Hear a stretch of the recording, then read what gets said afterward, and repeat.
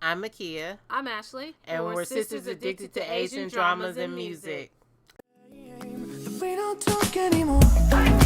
We don't talk anymore. We don't talk anymore like we used to.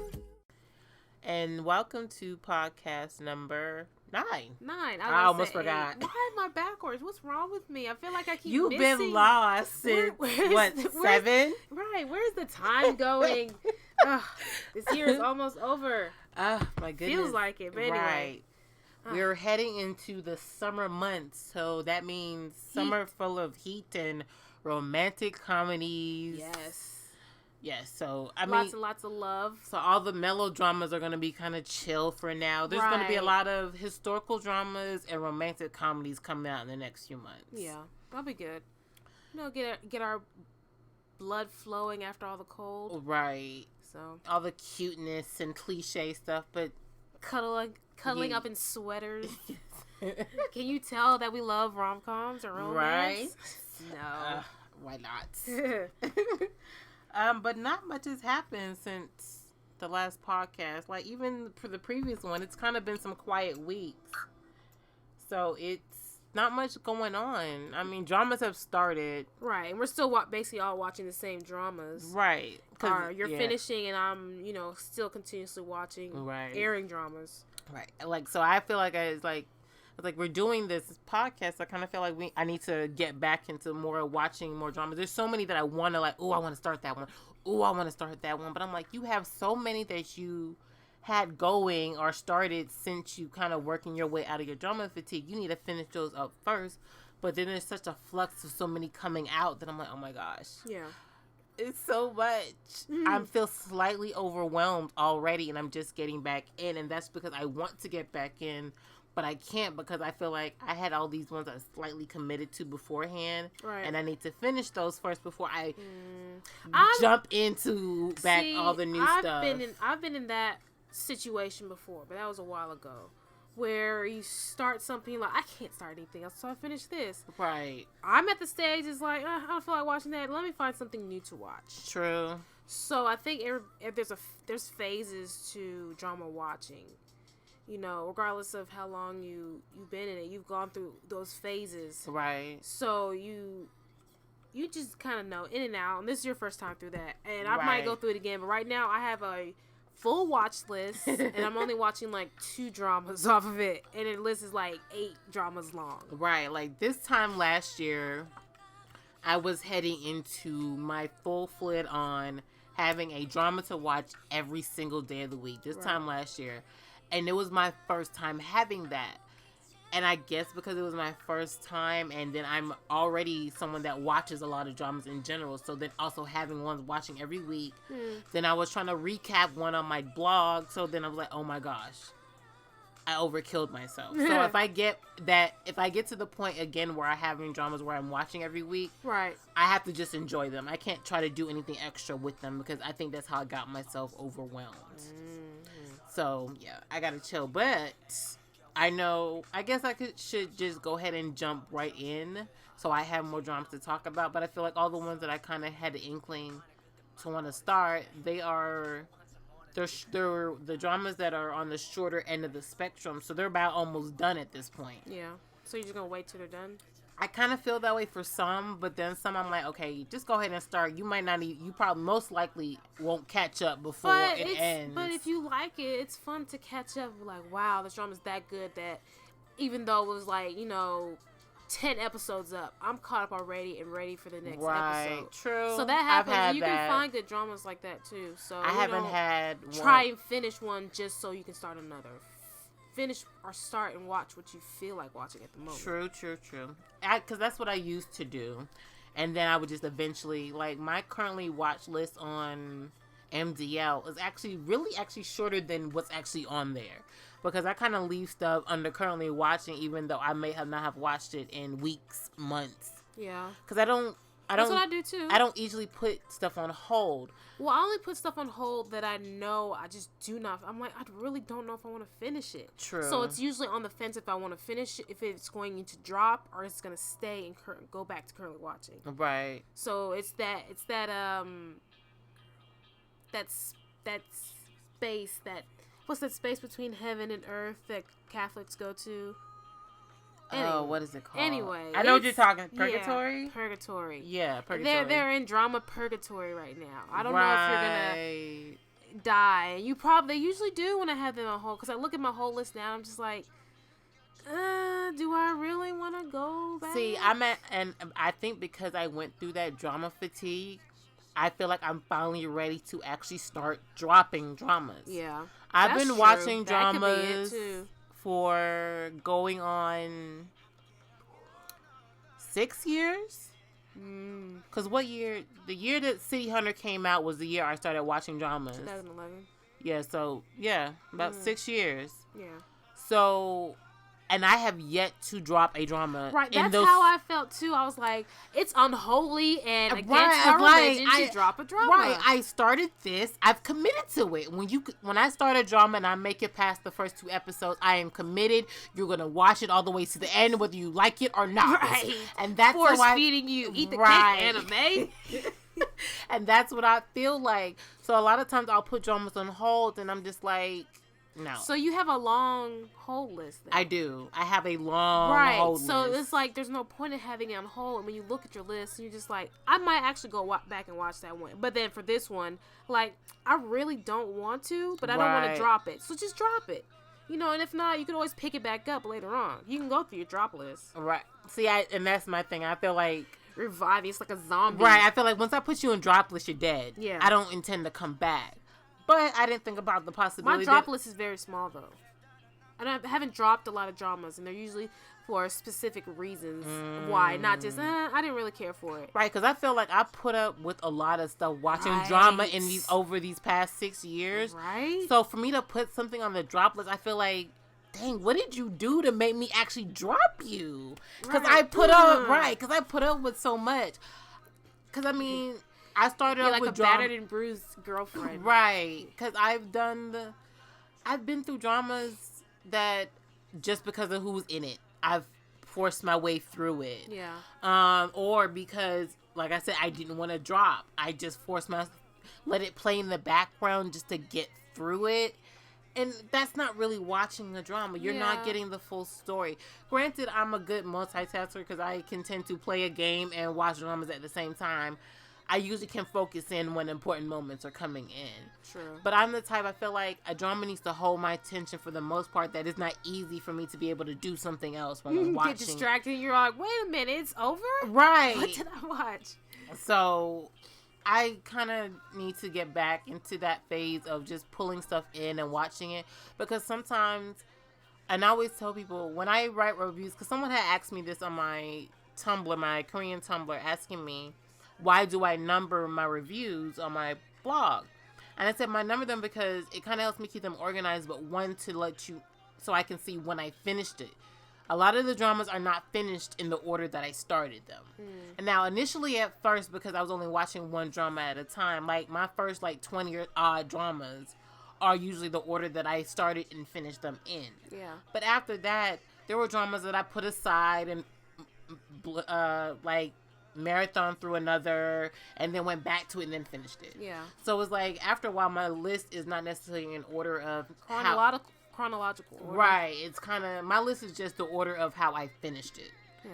So I don't know. I guess that makes sense that I could do that, because there's some dramas that I took 2 years to finish.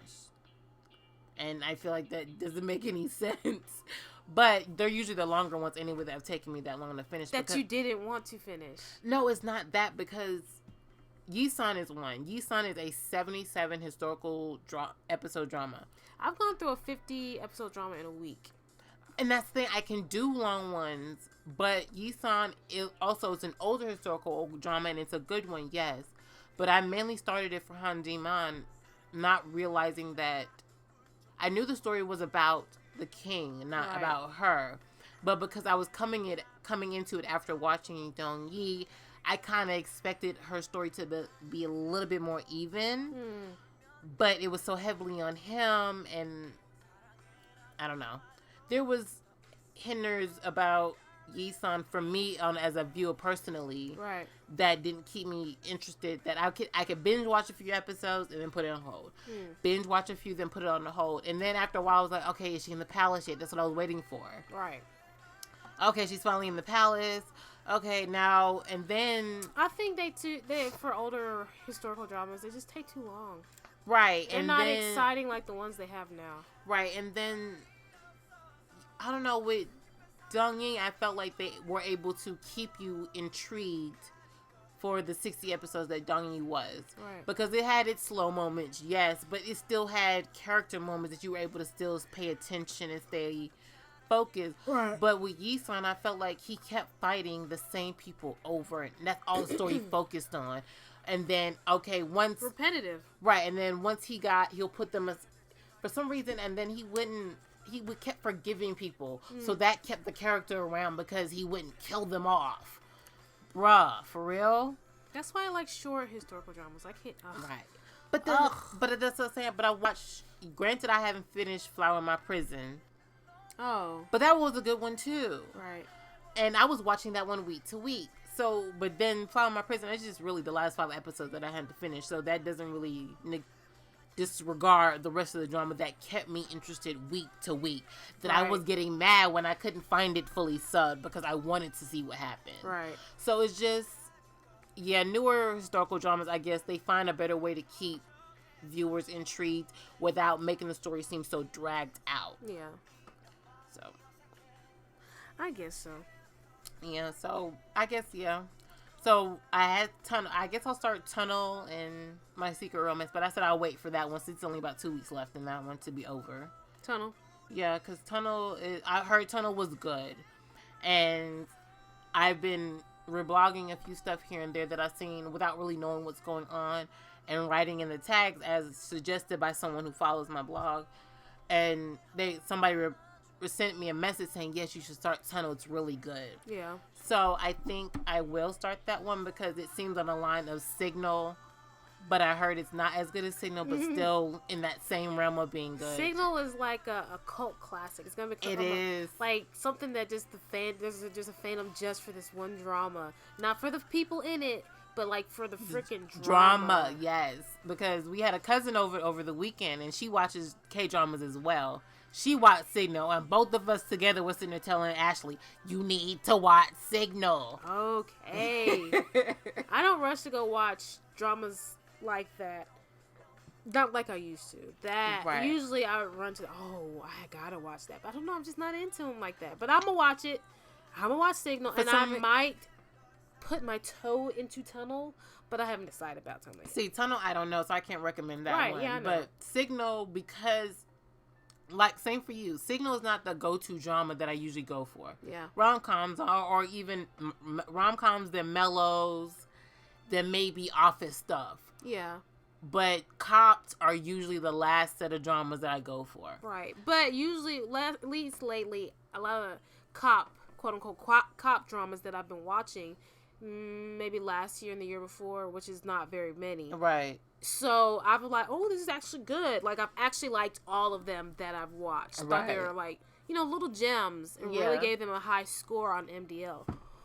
But I know Signal's gonna be good, but I don't know. I haven't had the urge to click play. I've been looking through Netflix for so long, some days, and I'm just like, what's taking me so long just to press play on stuff? That's just how I am. Yeah, I'm here. We're in the Netflix age. Yeah. We have so many options. We just don't know what to watch. What to play.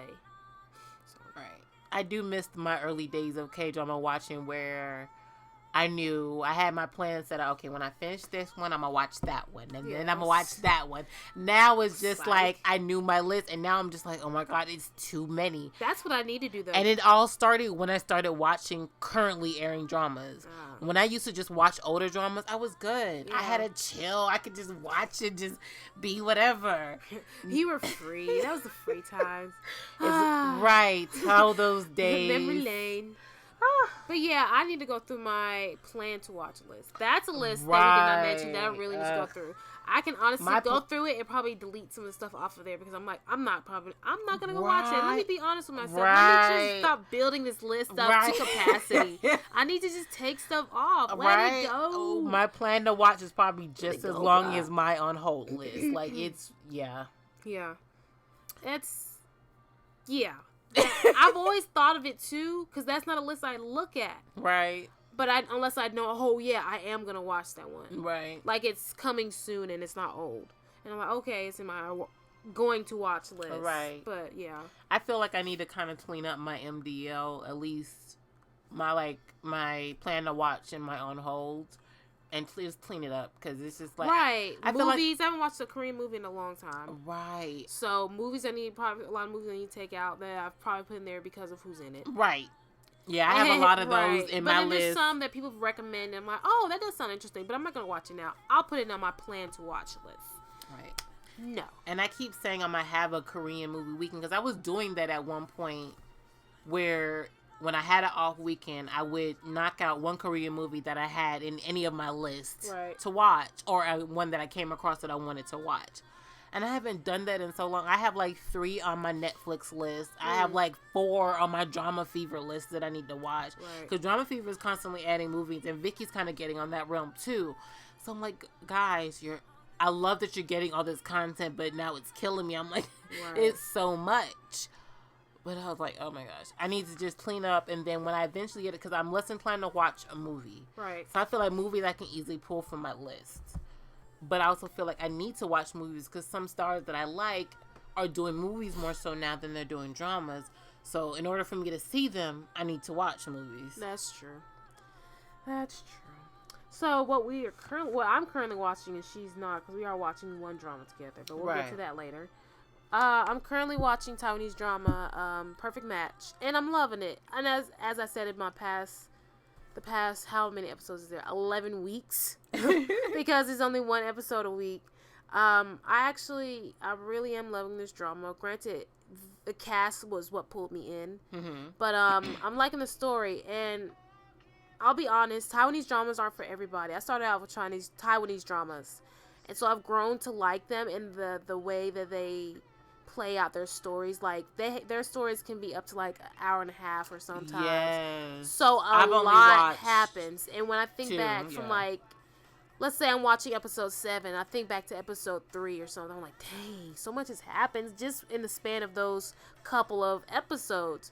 So with each episode, you expect for either a lot to happen or so much happened but nothing really progressed. Right. So they have a lot of those episodes too. So you got a lot of extra, and then the story starts to progress like in the last 10 minutes. Right. Sometimes the extra stuff is though coupling things, so you can appreciate those moments. Right. But then it's not like you're complaining. At least not for me. This is my point of view. And then it's like you're not complaining because you're really getting in depth into these characters' lives, their personalities, the relationships they have with the other characters. So then by the time the story progresses, you kind of know this person on a deeper level. Mm-hmm. And you're like, he wouldn't even do that. Like, I can have a deep discussion with somebody on Sampi or on Vicky about a drama or about a character. When, what was that? Marry Me or Not came out, and actually with the Korean drama, Miss Korea, I had like in-depth conversations with people about character progression and the build-up of the story and their intentions for certain actions. And I'm just like, bro, like Taiwanese dramas take you to a different level. So what's happening now is we went through a process where 7 or 8 episodes were about the competition that they had in this drama. Right. Perfect Match. And so now we're finally getting to a progression of the relationship and meeting deeper in the family. Because like the first 7 weeks was just this freaking cooking, contest that she was doing. Right. So it seems like a lot, but you really got to know the characters by then. So when the story did progress, you're just like, okay, I see. And when I was like, oh, that was quick. You know what I mean? So Yeah. I'm loving it, and it brings me back into watching Taiwanese dramas. But though, I'll say one thing: I don't know if I'll be able to watch more than one Taiwanese drama at a time. I think you need to take it one at a time. Get invested into those characters because you get so much each episode that I'm not sure if I want to start another one. I want to finish one first and then start another one. And then because they're once a week, do I really want to torture myself twice out of the week for that? Right. Nah. I think that's part of the reason why I haven't watched a lot of Taiwanese dramas, because they're once a week. Yeah. And usually when I do find one I want to watch, it's a new one. And I'm like, I done got so spoiled by Korean dramas of being twice a week that I can't deal with this whole once a week foolishness anymore. Right. And I think that's part of the reason why I haven't even fully gone back to American shows, because that once a week, But I don't feel Who does that? That's so like 10 years ago. Can y'all give me 2 episodes, please? Right. Who does that? But yeah, so I know I'm sorry. Pause for a minute for non-Korean K-pop or Asian drama stuff, okay?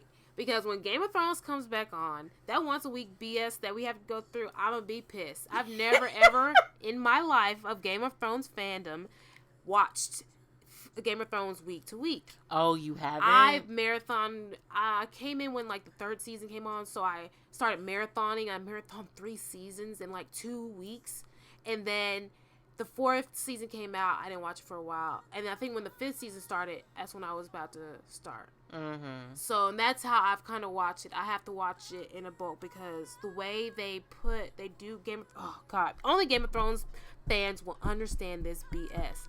The way they do this crap and this story, you're just like, what? Like, the season ends, you're just like, the fuck? Right. I hate shows like that. Yeah, so, for Taiwanese drama, pause. Let's just do it once. One torture is enough. True. I don't self-hate, I self-love. But yeah, so that's perfect match. And then the other drama I'm watching is a Korean drama, My Secret Romance. And I'm loving that. It has its ups and downs for me liking it. Like, yeah, because she was watching an episode and I was like, so I'm guessing you don't like him, because the commentary that I was hearing coming out of her room, she wasn't like extra rude or nothing like that, but she had that tone in her voice that I was like, bruh, I'm telling you, he is that type of male character in the beginning that I'm just like, F you, let me punch you in the face. Come here right in front of me and let me punch you. Like, and then he has his moments where you're just like, but you're so darn cute and you're so freaking sweet and you're so cute because you're so shy around here. But then maybe that was his mope. I was like, is this flirting? For both of them though. For her too, but not more so for him because he's really a jerk. You know, in the beginning. And it's just like, and I hate they do that with dramas. And I knew going into, before I haven't even started it though, I knew going into My Secret Romance that it was going to be super cliche. Yeah. I knew that just based on the synopsis alone. I was like, that screams K-drama 101 cliche. Yeah. So I knew it was. And so I'm expecting the jerky guy in the beginning like they are, especially with classic older K-dramas. Yeah, but he has a reason for being a jerk, but I feel like it was unnecessary. It's super immature of him to do it the way he did. I feel like he could have been a little bit more cunning about it. You know what I mean? Like, and so it made her hate him. Or dislike him. And, you know, there's also the second leads on both sides. There's not just one second lead. There's second leads, you know, the people who don't get them on both sides. Right. And so we get a little bit more of their story now with the past 2 episodes. Past 2 episodes. And so, I like them. But like most second leads, they're delusional. And so I can appreciate that cliche of them. They're the typical second leads where you're like, not gonna like you. Don't like you. So I like that. That brought it back. And they didn't have these complex second leads where you're just like, oh, I have second lead syndrome, even though because the lead guy's a jerk. No, I know who's gonna get together, and it's funny to watch them. It's a funny drama. It's more silly to me than comedic. But I was expected. I didn't expect too much. And then I like the how they do like the drawings for the scenes. There's another drama that used to do that. And I forget what it was, where it would come in with drawings. Oh, well, I guess it's the same production team. Noble My Love. Yeah. No. Oh, did they also do 1% of Anything? I think they may have. Because that's how 1% of Anything did too. Yeah, right. So they do that little manga drawing, or I guess webtoon drawing type thing. Right. Yeah, they are. I do remember. Yeah, My Secret Romance is made from the same team that did those two. Yeah. Yeah. Okay. So maybe that's why they picked him again. We worked with him before. We like him. Is it the same writer though? I don't know, because I don't think it's the same writer. I don't usually look into that kind of stuff. Right. I somewhat pay attention to the writers, but not fully. I don't think it's the same writer. I just think it's the same production team. Oh, okay. Well, anyway, so I'm enjoying it, and I'm watching it week to week, and it's nothing making me want to like, I don't feel like watching it this week. I'm actually wanting to watch it. Like last week, something went down, and they only gave us one episode a week. There they go doing that Taiwanese BS. So I was a little hurt. I think it was the election though. I know, but come on, man. I know. Y'all can't play that in a corner or something.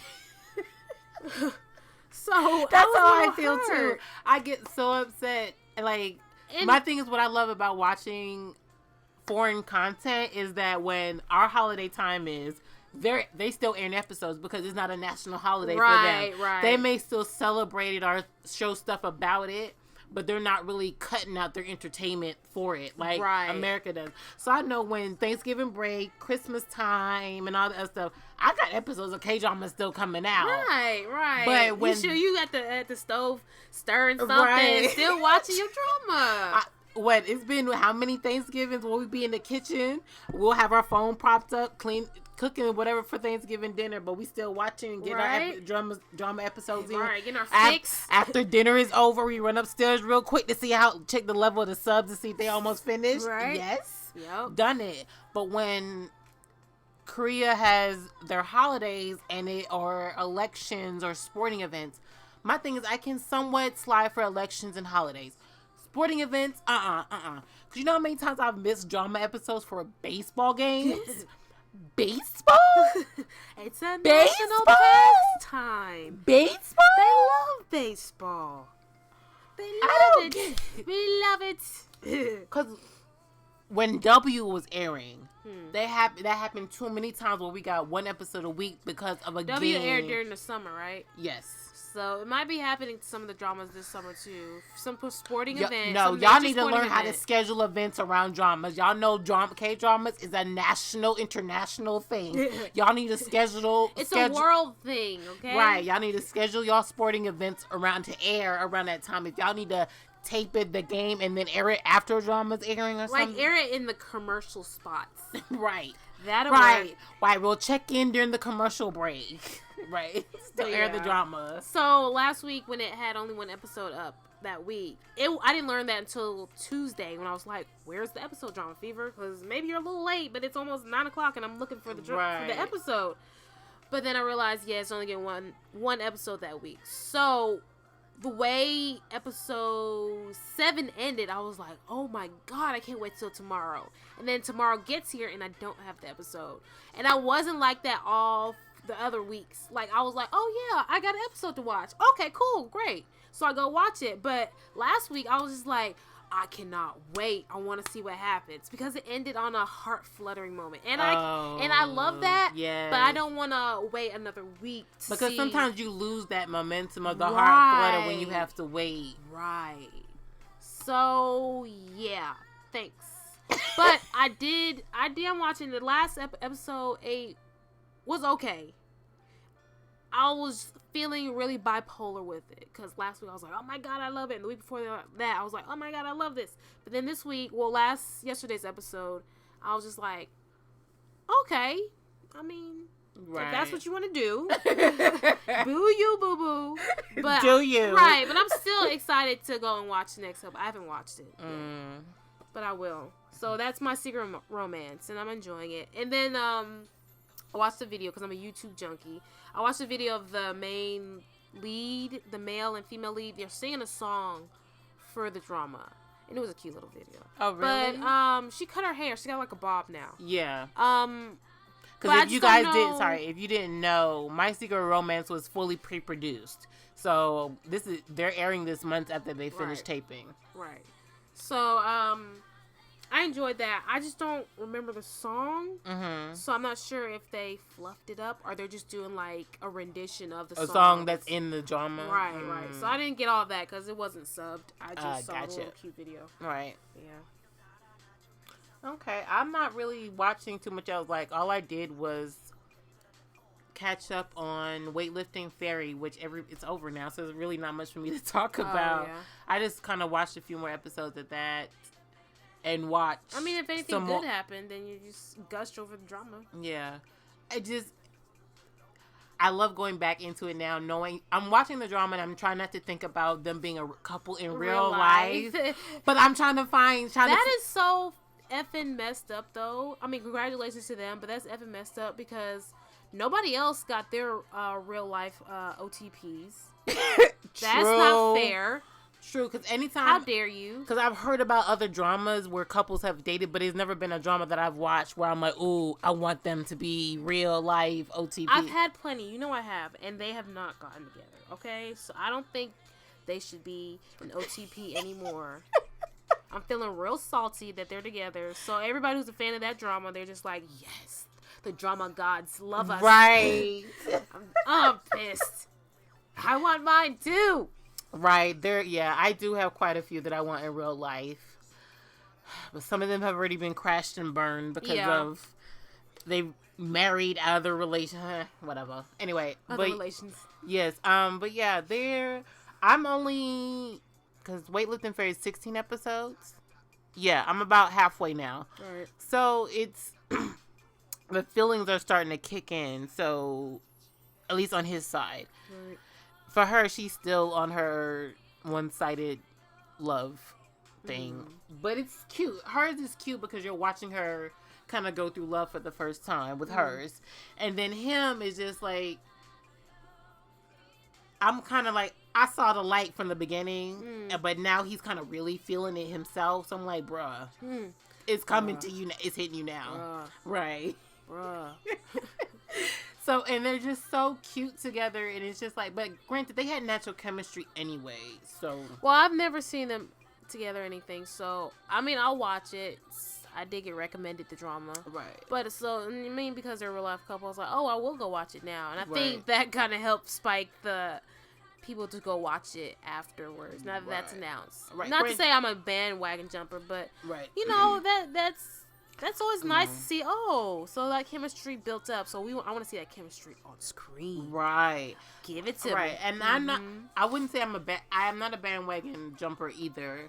Because I technically actually started this drama before they were even announced that they were a couple. Technically, I knew them before they were even big. That's what you sound like.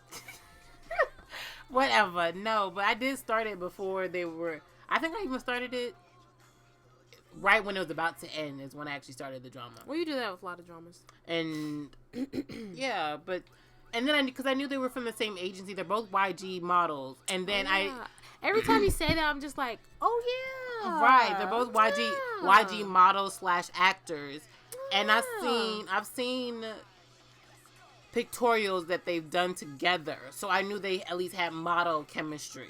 Yeah. So I'm gonna have to go look back, and I know they're like all over Tumblr when they were announced, so I'll just look up their tag. Right. It's just that easy.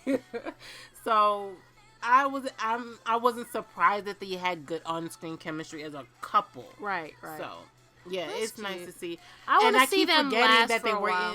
They were in Cheese in a Trap together, but they had no scenes together because they weren't part of the same crowd. I just thought that. I was like, they were in a drama together. That's true. They weren't part of the same crowd because she was part of. They were like that's like that 6 degrees of separation. Right. You know somebody who knows this person. Right. He was part of the girl's friend side, and she was part of.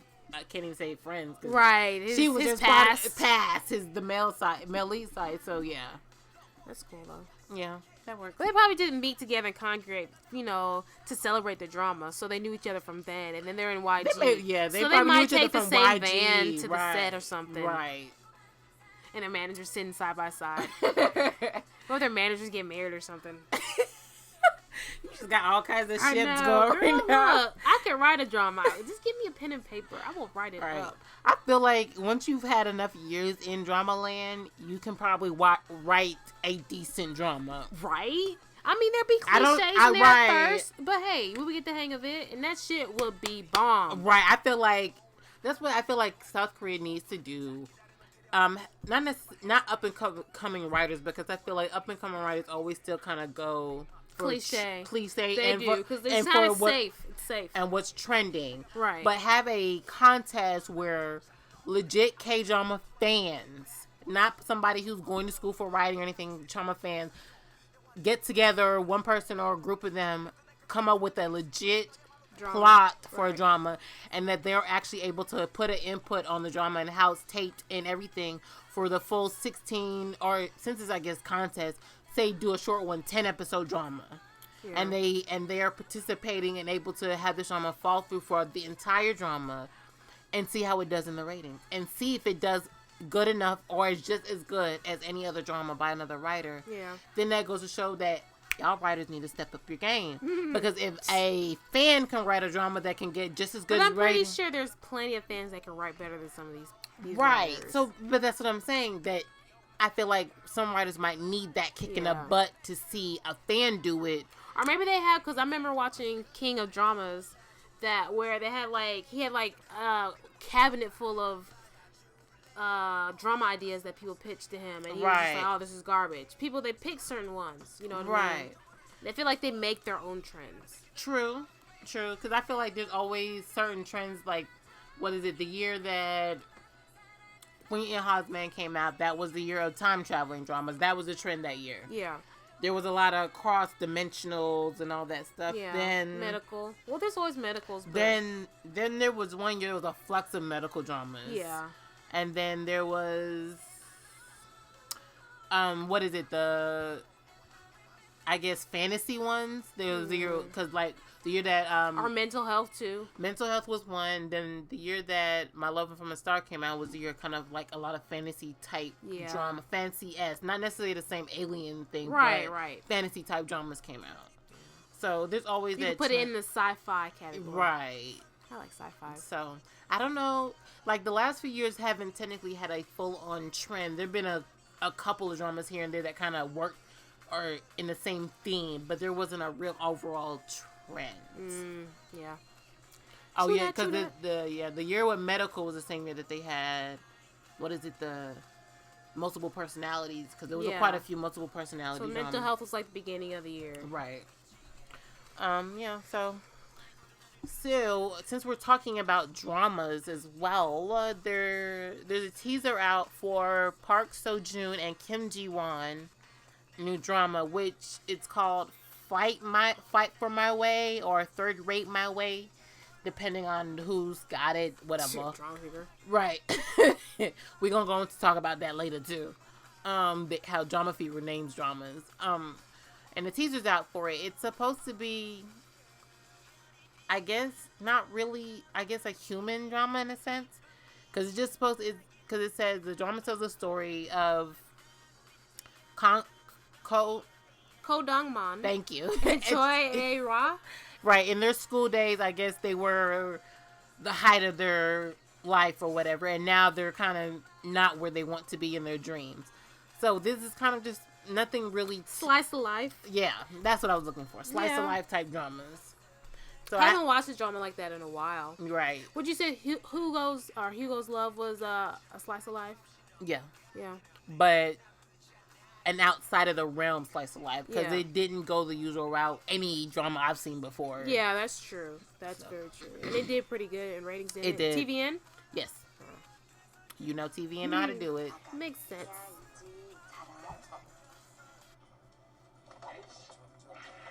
They're best friends, though, aren't they? I think they're supposed to be. This guy, I like him. And honestly, when I watched him, the brother from 1988. Oh, yes. 1988. I always thought, oh, he's kind of cute. I like the chubby. Yes. He's not even, I'm going to say chubby. He's fluffy. Yes. And that's all I've watched him in. But he's actually been in quite a few stuff since then. And before that. He was in,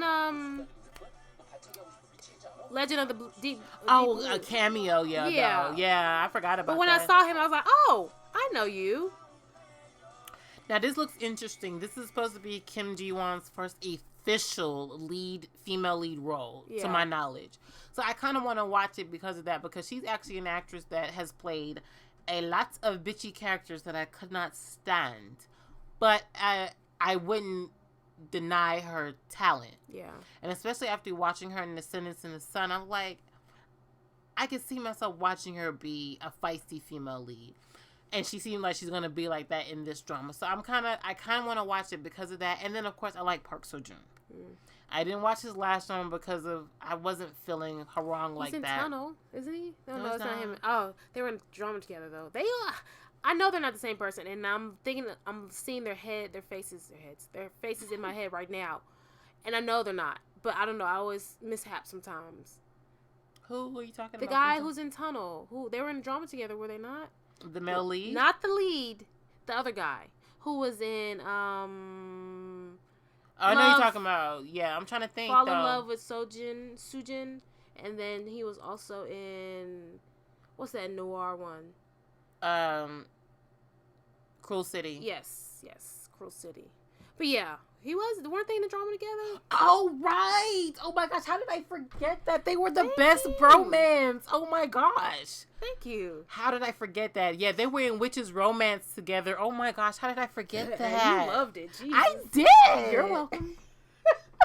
Thank you. I forgot. Yes. Oh, I can see how you can mix them up. Yes, especially because if you see them how they looked in Witch's Romance, they had very similar haircuts and everything, so they did look very similar. Yeah, like they could have been brothers or cousins or something. You know what I mean? But yeah, I like Park Seo Joon, and then, like I said, I didn't watch Harang, and I didn't care for his characters as much as I would have liked, and she was pretty. Right. So I'm hoping that I will like his character in this. So you plan to watch this week to week? I don't know if I'll watch this week to week. I kind of will see how the thoughts are on the first week's episodes, and then decide if I want to start it right away. I'll probably wait. You can tell me how it is before I start it. It does look interesting, and I've actually been inclined to watch the teasers and the trailers. So if that's at least caught me, then yeah, I might watch it. And other than Park Seo Joon, what I like about this character, because Park Seo Joon is kind of the more major hitter in this drama, I guess you could say. But the rest of the cast are people that I've seen as side characters in a lot of other dramas. So I kind of want to watch it just because now it's like they're part of the main cast now. Yeah. And not just kind of like supporting cast. Right. And honestly, Park Seo Joon, you could kind of still put him in that category too, because it's only in the recent 2 years that he's gotten lead roles. Yeah. He's done a lot of side roles. True. So, but I feel like, no, because he was in Witch's Romance. He was in Witch's Romance, but that was my first drama for me, but that wasn't his first drama. Right, I know, but I'm saying it's like he can play both. The Witch's Romance was before this past two, like Kill Me, Heal Me. True. So I feel like if he's the type that can flip-flop between the second lead or the supporting cast or side characters and lead, that's good. I like to see people like that. Actors or actresses like that who can do both, who people want for both sides. Right, and Kim Ji-won is stepping into that role now of being able to play both sides now. Yeah. So, yeah. It's like a both side type cast here. True. Because actually the second female lead, and when I'm saying second female lead, don't take it as she's going to be couple problems. Right, it was a love triangle. We just I don't think the main storyline. Right, I don't think it's going to be a love triangle type, at least not with the four main leads. Right. So she's actually been a lead in, I forget the name of the drama, but it's something that aired last year that I forget. Hold on, scroll down. Look at her name. Next one,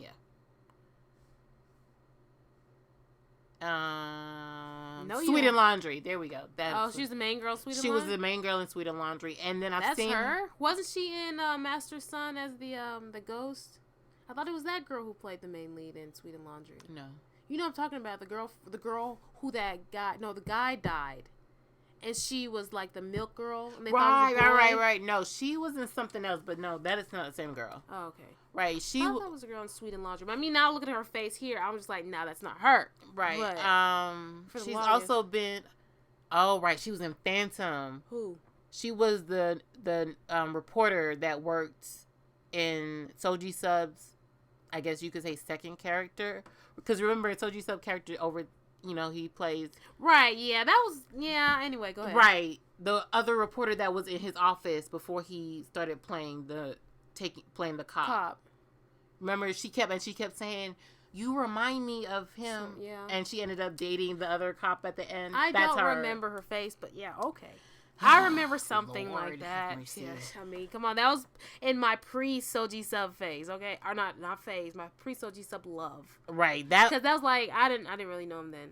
Yeah, that was your early, very... And I liked the drama, and it was good. I would recommend it, but it wasn't super memorable. Right. And it's called Phantom, a lot of drama places, but it's actually, most people call it Ghost. Right. So, but I could see where it comes in Phantom, but it depends on who's subbing, because some... I could understand Phantom more than Ghost, though, because he's not a ghost. True. But that was kind of sad, though. Anyway, I mean, what year did it come out? 2012? Okay, I can say it. So it was kind of weird. I didn't want to spoil it. Right, it's old enough. Old, yeah. I think we're past that stage, guys. Right. It was weird to me because the character Soji Sub played for the majority of the drama wasn't his original character. Right. And so at the end... His original character dies at the end of the first episode. Right. So when he goes at the end to visit the grave of the guy who he looks like, but that's not really him, with the guy's son, it felt kind of weird. Think back on it. Because he ended up basically... Soji Sub's original character, when he dies, he takes the name... He's buried as the name of the guy that survived. Actually survived, right. And so when he goes to visit him later, I'm just like, so you have to live basically as this other guy for the rest of your life, and his son is with you, so I'm assuming you're going to take care of his son for the rest of his life. Right? Isn't that just weird? So it's like, you basically... You can't go back to that life. Right, you're taking over your best friend's life, and you kind of have to live like that for the rest of your life. Granted, what if he's like on his deathbed, he's just like, I'm not really him. But remember, the team at least knew by the end of the drama that he wasn't him. It's just... See, not super memorable. Well, yeah, okay. But it's just that if any connection that other guy may have had from before he had to play, he kind of can't really go back to as himself. I feel like going back and watch it, really, not really, but... kind of skim through it. Yeah, like I feel like I need to know this. I should have known this. Like, now that you're saying it, it's coming back to me. Right. But still. Ghost is it's one of those dramas that I went into because of Soji Sub, and this is before I knew who Soji Sub was. Like, it played at the end... Because this is back in the day when certain dramas, when it got to the end, they will still keep the clip of the drama that was airing right after it. So I was watching Heartstrings, and at the end of it, it had the teasers for Ghost. And I was like, who's that voice? What is that voice? Soji Sub's voice was just, oh my gosh. And I was like, okay, I have to watch it just because of the voice. And the trailer seemed very interesting. So I went into it because of that. And that's how I got introduced into Soji Sub. I didn't realize that at the time that he was the same guy that was in Always. Because I actually technically watched him in Always first. Oh. And I didn't realize he was the same guy until I looked up his list. And I was like, oh. And then a little single tear drops from your eye. Yes. Oh. He's in dramas. Right. I've started my love. Yes. Yeah. Anyway. But anyway, what we were talking about, Flight Man Wait. Right. We always end up in tangents about the wrong thing. Okay. Right, because back to her, who's in this drama called Fight My Way. Sorry. Yeah, which starts on May 22nd. So, yeah, it's a possibility for me to start.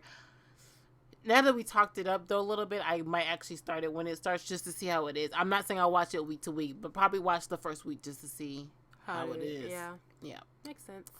Okay. Yeah, let's talk about... Should we talk about this now? We should. Suspicious partner. Okay, pause. So going into this drama, I don't know how anybody else was. Hold on, let me say this. We'll be doing a weekly review. Every time we do a podcast, we'll be doing the review of Suspicious Partners episodes of the previous week. Right. So we'll try to get podcasts recorded before the next episodes air so that we are not bringing in thoughts from a new episode that we shouldn't be talking about. All right.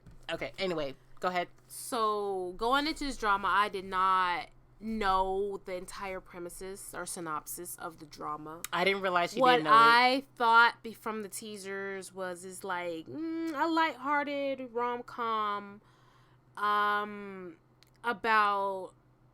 lawyers or a lawyer, but then I was like, suspicious partner. You know, it didn't really ring a bell. So when we started watching it and some stuff went down, I was like, wait a minute, hold on. Right. What? We won't be completely spoiler free, guys. So if you're not caught up on Suspicious Partner, I would say to just skip this portion. I guess I could try to remember. I'll probably put in the description the time stamps of when we're talking about Suspicious Partner, so that if you don't want to hear spoilers, you can just skip over that portion. Yeah.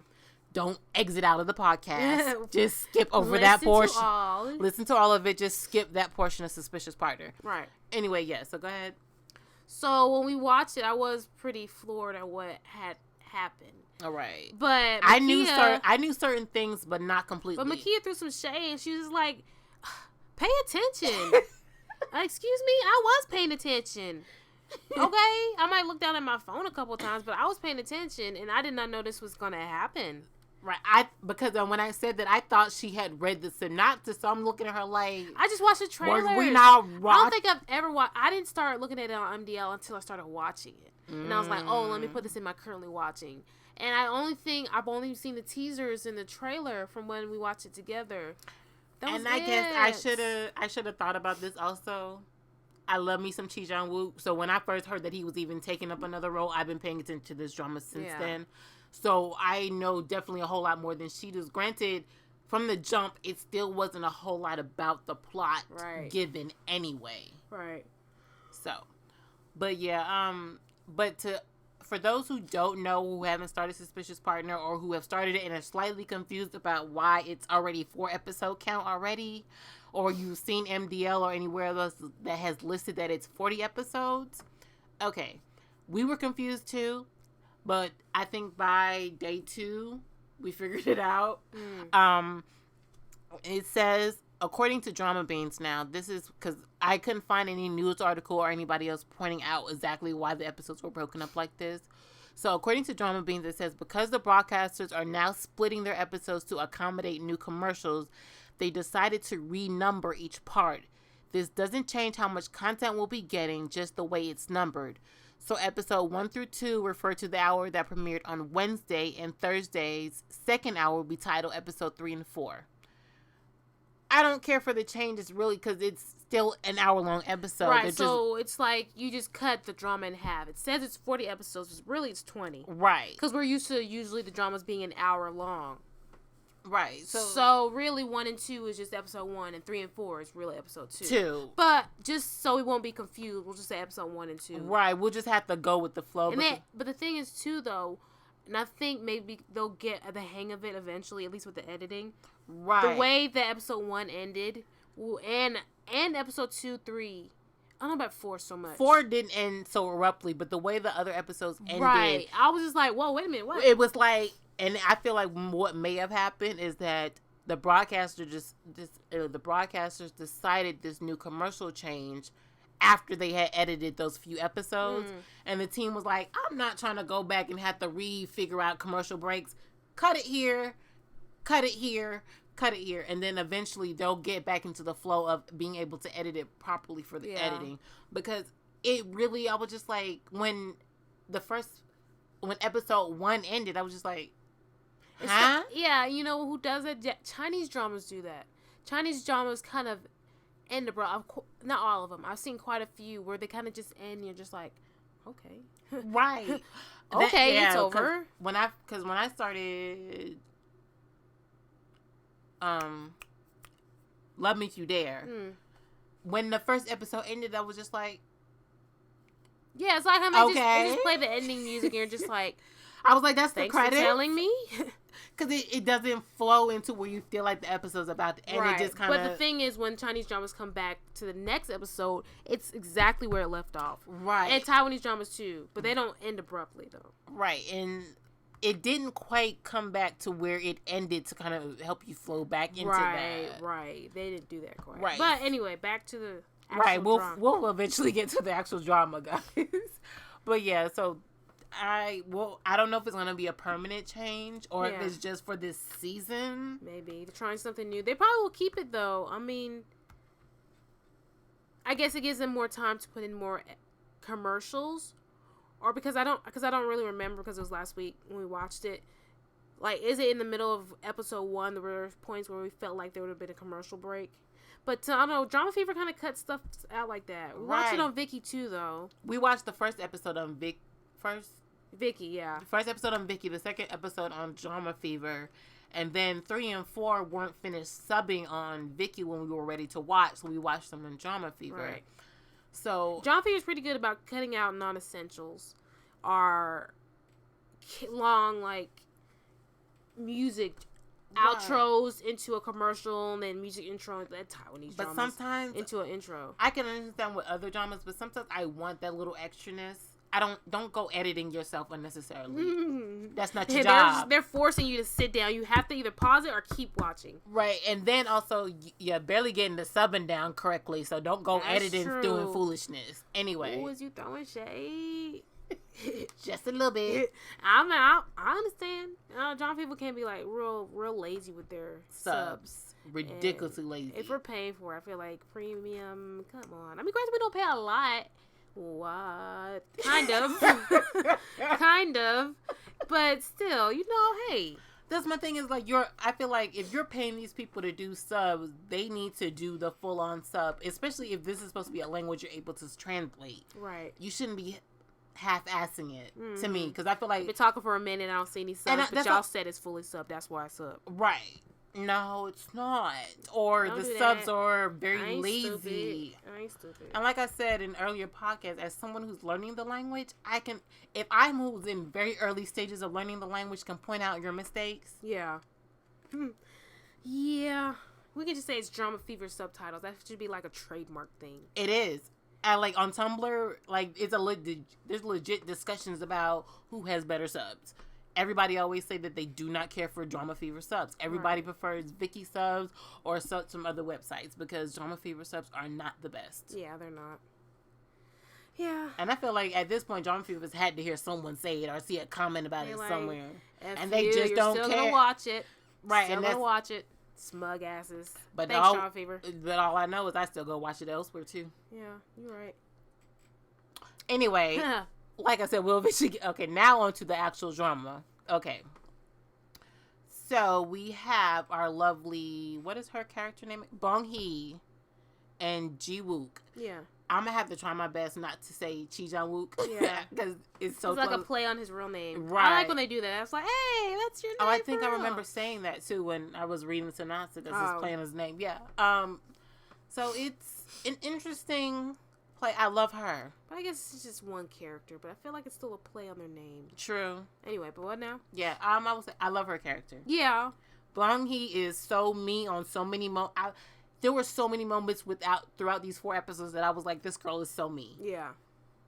I think a lot of people had that same thought, because she was real, but sometimes a little too real when she didn't need to be. Yeah. Chill, girl. Turn it down to 8. You're on a 10 right now. Right. Ji Wook seems like a genuinely nice guy. Yeah, definitely. I didn't expect it from him. But when you see him in the office, he's a different guy. I don't say he puts on a face. There's a persona. And I think everybody has that. Right. When there's certain situations, certain areas, this is how they are. So when, if you see your coworkers out of work, out of uniform, or just casually somewhere, right, you're just like, oh my god, I didn't know you were like this. Right. I'll be at work, of course you don't know. Right. So that's the type of person he is to true form. At work, he's a complete jerk, and it even said in the drama, he was voted the most hated prosecutor. Yeah, the worst prosecutor. Right, because he's pretty mean, direct, and he tries to get the worst sentences for criminals. Right. But then when outside of it, he was like a perfect gentleman and super sweet. Right, because when the drama starts off, the way the leads meet, it's bad, of Right, course. right. And then, but normally, if he was a jerky male lead, he would have reacted completely different than the way Ji Wook did. Yeah. He was, he got upset, but he didn't get, overly rude. He was just like, For real? She was freaking rude, though. I mean, granted, she had a valid reason for why she was being rude, but she was directing it at the wrong person. Right. And then when she was like blocking him from getting off the plane, the train. So it seemed like at first when I watched it, it looked like she was just standing there and he was trying to get off, and she was just like, "What? Stop following me." Right. But then it's really him trying to get off and then stop, and she's just like, no. As if she's like blocking him. You better not get off. You're a freaking pervert, so you're not gonna get off this train. You're gonna sit on the train and be uncomfortable with everybody knowing like that you're a pervert. Dancing at the door, and he's just such a gentleman. Our nice guy. He won't say, "Move, this is my stop." Right. Push her or something. He just gets stuck on the train. Right, and she's just like, ha. But that pervert next to her was really one. Okay, so we watched this on John Fever. Yeah, no, Vicky, the first one, and I love Vicky for this. I don't know if John Fever had the same subtitles. When she said, "You just must needed my butt." Right. The literal subtitles on Vicky was the pervert needed her butt. Right. Have you guys ever needed dough? Like, he was getting a cup in one of the biggest things. Like, he was trying to see she had cancer in her booty. Right. Bruh. You was needing her butt? What? That's a pervert. You should have just, when they do that flip, they flip them over on their backs. Right, over the shoulder, yes. That's the kind of flip you need. And here's the messed up part. The actor that plays the pervert always is playing a type of nasty pervert, nasty guy. But I think with Korean dramas, they do that a lot with the characters. Once you play one type of role, it kind of fits you. You have the face for it. Or people have a face for looking a certain way, they make them play that kind of role. I feel like that. Like, if you have watched the drama Let's Eat, he's in that drama as the nastiest man ever. He scratches his hair to the smell of his fingers. He digs in his nose. And I'm just like, and he'll pull out the biggest wedgie. And just like, dude, why are you so fucking nasty? And if you know that actor, then you know exactly what I'm talking about. So you know when you see him, you be like, this dude. This nasty dude. Really. Because as soon as it's on, that's what I said. This dude. But yeah, that was an interesting. Of course, the leads always have to meet on bad terms, right? Or some kind of memorable way, right? But then our lovely lead Bong Hee meets her douche of a boyfriend. At the time, he's her boyfriend, right? Who is cheating on her. But his response to him cheating, I'm like, bruh, for real? Yeah. He was so nonchalant and trying to act like this. The guy from 2 a.m. 2 a.m. 2 p.m. 2 p.m. You're right the first time. And I'm just like, I was like, the whole time I was like, dude, for real? Bruh. Like, for real? Right. And she wasn't reading she was reading all his crap. She's just like. Yeah, and when I looked at her character, they put like a character analysis or character personality traits up before the drama came out, and it said she's pretty optimistic and vibrant, all that kind of stuff. So I was like, she's gonna be one of those pushovers. Usually I get those kind of characteristics to pushovers, but she is not a pushover. She was like BS. You playing cards bullshit, and you call somebody out on some stuff, and they be like, no, this is how it is. You're like, dang, maybe you're right. No, she was like, nope, BS. That's right. I know, because I got the other cards. Right. She was like, this is you just apologizing because you got caught this time, and you're not apologizing because you're not going to cheat again. You're just going to make sure you don't get caught again. Yeah. I was like, girl, you are reading him. Yeah. Thank you. Yeah. Yeah. Bong Hee is definitely a female lead I'm a root for this entire drama. Yeah.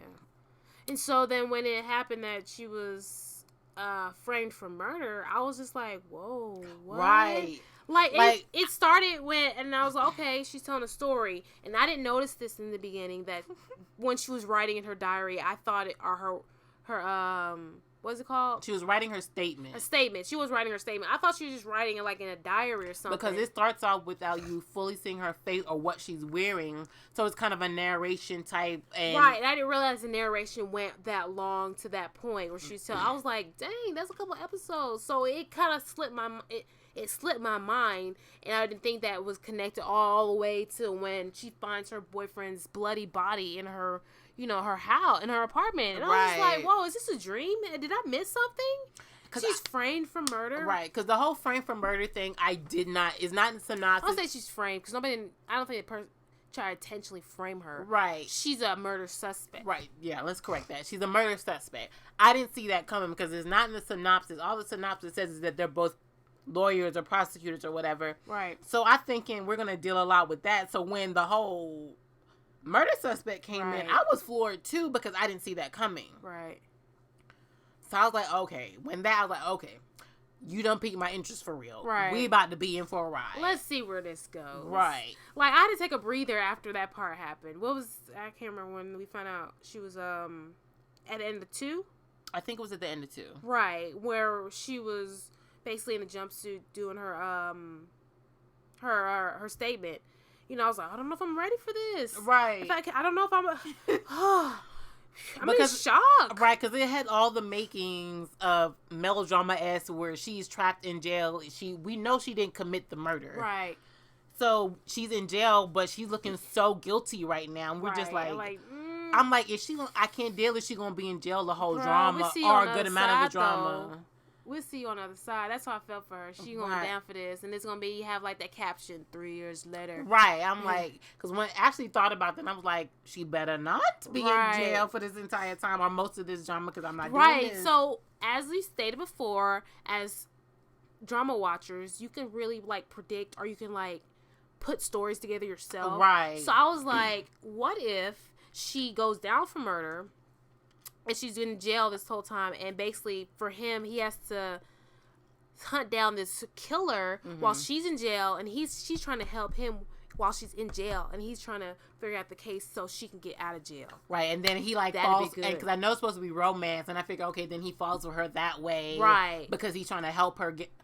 But then I was like, I don't know if I want that story though. Right, because he was like, you was mad upset. He was like, right, they ain't gonna do that, right, no. But yeah, so I had so many different predictions, but it's not going to go down that way. Right, because by the end of episode 4, she's out. Right. So, but they still have to deal with this mystery of who actually really did kill her ex. Because by the time he's murdered, he's her ex-boyfriend. Right. So we have to figure all of that out, which is a mystery in itself because we don't know who the murderer is. We just know that she didn't commit the murder. Did you say it was forgetful murder or something like that? The synopsis says that he's a forgetful or amnesic murderer. Right. So serial killer, would you call him the amnesic serial killer? Yeah, I guess you could say that. Because supposedly, I guess... You know, they all have like a name. Right. He's supposed to keep going after the 2 leads, but he keeps forgetting. So it could be really somebody that's in front of them. Right. And at first, there's a second character, the secondary male character, that is played by, he was just in, We Got Married. And he was also in Fly My Prison, and I think he's been in another drama. Yeah, he was in, that Survivor drama. I forget what it's called. Missing 9? Yeah, he was in that. And his character, I low-key, because I knew... I didn't watch Missing 9, but I got spoilers, and I knew the type of character he was in the Missing 9. So I had that in my head going in. I'm like, oh, he possibly could be the murderer. But there's a scene at the end of episode 4 where the murderer is in the same scene with him. So I'm like, okay, then it's not him unless they're going to pull some... But then it's a plot hole. Right. So I'm like, okay, at least that marks him out of the list of possible murder suspects. Yeah. So like you said, I'm picturing it has to be somebody in their circle or somebody around them. But it may not be. It might not be. It won't be too obvious because they'll try to like make people look suspicious, and then they won't be. Right. I feel like they're gonna. Hope they don't do that. The mystery of who the murderer is gonna be played out for most of the drama. Right. Because that's like the premises of the drama. Right. So that'll be good to see. But what I loved about as we were watching the first episode, like I said when the pervert came on the screen, I was like, this guy. Right. I said that so many times when the new characters got introduced, because when I'm guessing he's Ji-wook's mentor. Yeah. Came on the screen, everybody knows him as the older male actor that always has on the wigs. Yes. And it's a running joke, so it's not me throwing anything at him. He even says it himself when he comes on variety shows. Yeah, fly lace fronts. Right. So when he came on screen, I was like, this guy. Right. I actually saw him on the character relationship chart that I think Vicky put out. Mm-hmm. And so when I saw him there, I was like, this guy. Right. He was the crazy guy. Did we talk about it last time? But we talked about this separately, off of the podcast. How when he was in Hotel, what's it called? Hotel King. Yeah, Hotel King. And after seeing him in anything after that, you're just like, this dude, Jesus. Right. He was the biggest douche in Hotel King. Right, seriously. Like and I'm used to pit, the scum and the devil's toenails or something. Oh, he was that bad. Right. But he was so good, though. Good at it. Good. He's a good actor, but I'm used to him playing bad roles, bad guys in dramas. I don't think he's going to be a bad guy in this one unless there's going to be something that comes up later. But it just seems like he might just be a good mentor for Chi Jung character. Yeah. So it's nice to see because maybe like a father figure because we do learn that Ji Wook's father dies. Right. He basically his family because he doesn't mention his mom. So we don't know much. I guess he doesn't have any siblings either because he mentioned his sister died. Oh. That's right, and that's why his father was trying to. Yeah, because that's how his father ended up being a prosecutor, and then his father was supposedly murdered as well. Because they said his sister was lost, and that's to murder. I guess that's what made his father want to be a prosecutor. And then he said he lost his father the same way he lost his sister. So I'm assuming his father was murdered too. Right. So I don't know. Hopefully, I'm hoping he's a good guy. Right. Because I have seen him, and maybe once or twice, play a good guy. And then when the secondary, she's not even a secondary female character because she's the chick that was helping her, the Bong Hee's boyfriend cheat, came on the screen. She's always a side character in a lot of dramas. I don't even know her actress name. She was in the first thing that I can honestly, off the top of my head, remember her in is Jealousy Incarnate, which finished airing a couple months ago, right? Mm-hmm. Yeah, and then she was in the one that we haven't finished, the time where the guy jumps through time. A time with you. Is that what it's called? Time with You With Shin Min-na? Yeah, it's called. She's in that. Yeah. Oh, right. We're watching the same drama? Yes. I forgot because she's that annoying chick again. And right. She always tends to play that type of role. But granted, I feel like I've seen her once or twice play someone before. I've seen her before that. Where she wasn't annoying. Oh. She's probably like a best friend or something. Right. But anyway, yeah. So and I remember I said this when she came on screen. And I was just like, and they were together. I'm talking about the boyfriend, the ex-boyfriend, and she came on screen together. I was like, she the bitch that was with him at the hotel. Right. Same haircut. They tried not to show her face, but I know you. I peeped that girl. Right. You a homewrecker. Women peeped that. We saw that real quick. Right. We know who you is. But yeah, she's playing that typical type of character. But I'm looking forward to their relationship because, Ji Wook and Bong Hee's relationship. Right. Because I like their bickering relationship that they have, but they also are able to express the vulnerable sides to each other already. Right. Because we kind of see that a little bit in the first episode alone, that they unknowingly can easily talk to each other in a sense. Yeah.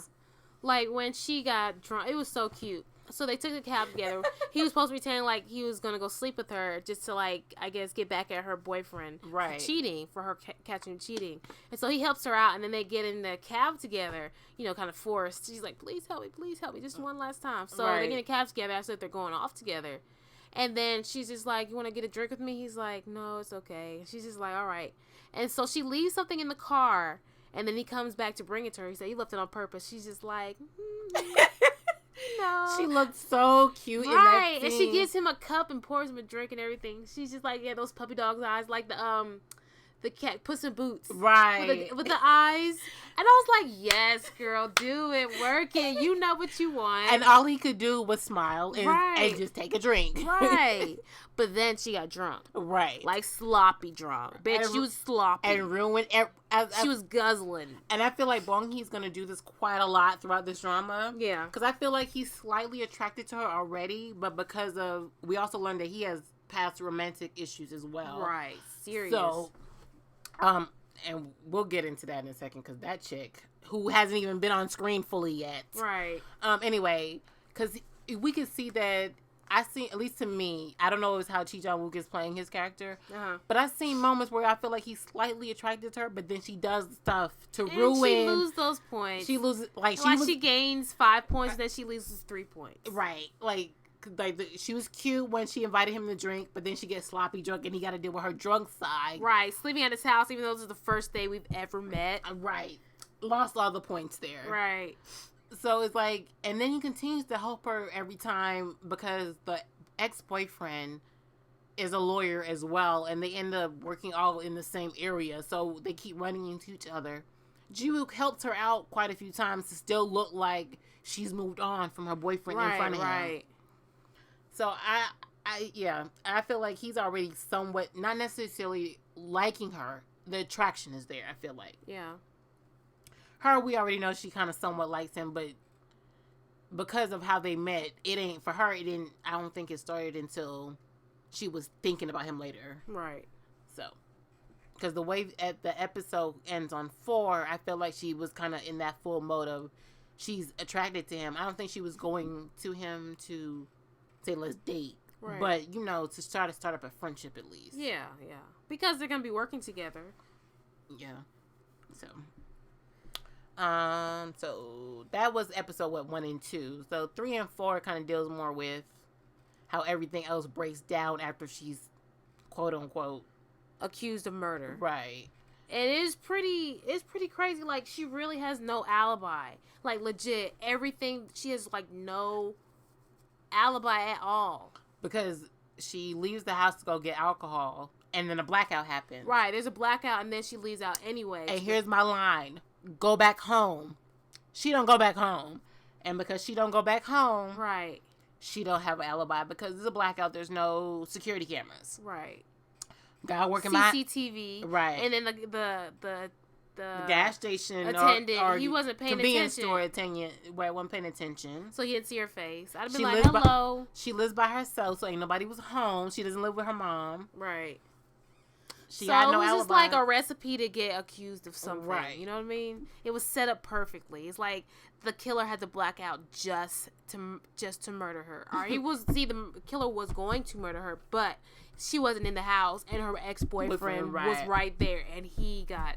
But the thing is, he was drunk, and he was coming over there to do some real shady shit. Either talk some crap to her and try and sleep over. Right. The fact that he just walked into her house when she didn't answer the door, and they're not together. They're not together at this point. Right. Even if that's your ex's house, do you really need to walk in? You're the one who cheated. Right. You're the one that's an asshole. Why are you trying to? What do you have to say to her? Right. And then what could you possibly say? Okay, you realize she didn't change her passcode. You're still not together. That doesn't give you permission to walk in the house. Right. Okay, she didn't change the passcode. Close that door. Go home. Unless I try to look at the good in some people, even though he was like 110% a jerk off. Right. Maybe he went over there after the blackout. He was drunk. He's like, oh, well, I'm drunk, but I wonder if she's okay. Because I don't remember if that's what he said when he was trying to open the door. I just remember him saying, oh, she didn't change the passcode. She didn't change the passcode. He said, I remember because I got irritated. He said, at least according to the subs, he said that, oh, you were just waiting. You're inviting me, waiting for me to come in. Yeah. No. He wasn't. He was being an ass. Yeah. Even more of an ass. And I was like, I wasn't saying that he deserved death, but who told you to be walking to her house? Who knows what killer will be there. But still, he got caught. He was in the wrong place at the wrong time. And that's really how he died. And it's sad to say that. And then his father was even more of an asshole. He was just like, she was caught there. She's the killer. So plant evidence, even if there is none. Right. If there's no evidence, make evidence. Basically. So he's telling Ji-wook to basically frame her if you can't find it. If the, cops don't find anything. Right. Make there be something. Because the killer, I guess, I just feel like as a parent, you would want the real truth. Right. Not just be mad at somebody who's caught there. Especially you are someone who has that high of a power. You should be like, okay, so the cops, it's not your job to find the killer. Right. Okay, so they brought in a suspect. She's not it. We need to find the killer. We need to have a manhunt to find the man who killed my son or whoever. Right. All right, go there and try and look around the space. I mean, I know he's connected. What was he? He was a higher up prosecutor than right. That's right, because he was over Ji-wook. Right. So, and then this is where Ji-wook lost cool points for me. So many. Because I really liked him. In the end, episode 4, when he finds the 2 knives, the 2 blades that both have right. And this is episode 3, technically, he finds it, but he brings it in episode 3. But in 4 is when he announces it in the court. Right. So he finds the two knives with the guy's blood on it, but they're in 2 different locations. Mm-hmm. So he's like, one of these is planted, you know what I mean? And then the other one is the real thing. And so when he goes to court with this information in his head or in his hand, he doesn't submit it until they're doing their last little speech before the judge goes out for a verdict. Right, when they're about to go make the decision. And that's this kind of stuff you're supposed to do as a law-abiding citizen or a person who practices law. You're supposed to do things in a certain order. That's why it's the law. And so he didn't submit this information until later when his conscience was getting the better of him. And I feel like I thought from the beginning when they said he was a certain type of prosecutor, that he didn't care who threatened him. He was going to do this this way. So for him to hide the evidence and not submit it, he knew about it, but he didn't submit it to at least help her because he knew she didn't do it. Right, he knew. But I think he fell from the it. jump. Well, not so he dug the jump, he dug his own grave in that instance because he didn't submit the information. And I'm like, bruh, you could have been out of that. You know, you could have got her out. You would still probably had your job. Even if that guy fired you, I think he would have felt better about it, and his reputation wouldn't have been ruined the way it was. You would have more respect as a prosecutor or a former prosecutor than how you went out. Right. So I didn't like that. Like, he's like, he wanted to be all crooked and stuff, but then really he couldn't do it. So, pick your battles, bro, and that wasn't one. That, I feel like that was a mislapse in writing and then also editing, because then also they brought on because right before he kind of revealed everything, they showed the flashback of why he wanted to become a prosecutor and about his dad and everything. Yeah. And it's like, oh, so now you're trying to explain to us why he wanted to be a prosecutor so badly. That's why he went down this route, but he's going back on it now. But his dad was out for the right thing, so it doesn't make any sense for... Right. But we don't know the full story, so I don't know. I just felt like if they were going to do the route of him still revealing it, it should have been because his dad was a righteous prosecutor. Right. Is the reason and why. And even though these are his bosses, he would probably respect them. Right. He's just like, I can't do it. But you had him as he was so career hungry that he wanted to be a prosecutor so bad that he would do whatever it takes. So maybe that's when he lost his focus. But I don't feel like, other than this scene, that he appeared to have lost his focus in any other way. You know, he made sure that criminals got the worst kind of treatment. You know what I mean? Right. But he was ruthless, but I felt like they didn't say he was crooked. Right. So I feel like that's a characteristic they tried to throw in there. Like you tried to make him crooked for story plot, but it didn't really make sense. I feel like they should have just went that route. Not to make him a goody-goody, because, you know what I mean? He's not a goody-goody because he's human still. But I felt like it would have made it more logical, like I said, if you just played it up to him. Okay, he got told to do this, then you did the flashback of his dad being a righteous prosecutor, and that's why he was like, no, I'm going into court and revealing the truth. Because I feel like with the character, they really could have played it up in a good way, not to say, we knew he wasn't going to do it. You just had to throw in that he was going to be slightly crooked, and he still... Yeah. So it might come back to bite him in the butt later on. I feel like they're going to bring it up later on. Okay, well, yeah, we're saying this now. It's still within the first week. So who knows? It may be a plot reason why he did it this way. Or maybe the writers made him do it this way. But to me, it made him lose points. Yeah. It really did. I was kind of disappointed. That's true. I was like, you could have did so much better with that. And even not necessarily to keep him being a prosecutor, because he probably still would have gotten fired because he didn't listen to what his bosses wanted. Right. But I just feel like he would have went down with a better glory side than going down as a crooked couple, because he revealed... That's one hell of a couple, though. You know, it's like the ex-convict or the ex-murder suspect. Right. And a crooked prosecutor. Right, ex-prosecutor. Yeah. That's one hell of a power couple. Yeah. But tomorrow's a new episode. And I'm looking forward to it. I'm really excited because I liked it so far, and I'm ready for the coupling. It had the typical ending where he was like, I don't want to see you. Right, I don't want to see you again. Bruh, we know we're going to see her in the next 5 minutes. See you soon. But, and the one thing that did slightly, other than him saying that, I felt like she was already heading into the feelings thing when she was running up to him. Yeah. Granted, it might be more of a God complex type of thing because he saved her life and all that stuff. But it's K-drama, so I feel like it's going in that romantic route already. Yeah. And I kind of want him to fall first. Yeah. In a sense, I kind of want him to... I don't think he will, because I feel like she's already falling for him. That's what I'm saying. This is bothering me. I wanted him to fall first. Yeah. And not because he's a nice guy, but because, one, she just got out of a relationship just like that. And then I feel like this is going to be... That's the type of relationship you can get over really quick. Even though she cried about him in the shower, she cried the fact that he died. She didn't want him to die, but anything other than that, she'd probably been like, you deserved it. Now that I think about it, though, too, it's still rebound-ish because the drama, the first 4 episodes, actually go through 2 months of time because she interns with him for 2 months before the actual murder happens. Oh, did it say that? Yeah, because it doesn't say it like under screen, but she's kind of saying that she has to do an internship, and she kind of said when she's writing, she's supposed to be.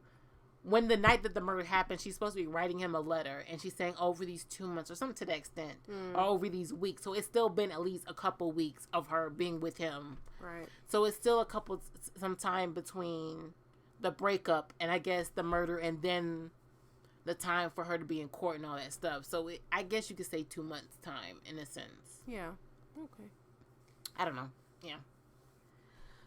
Well.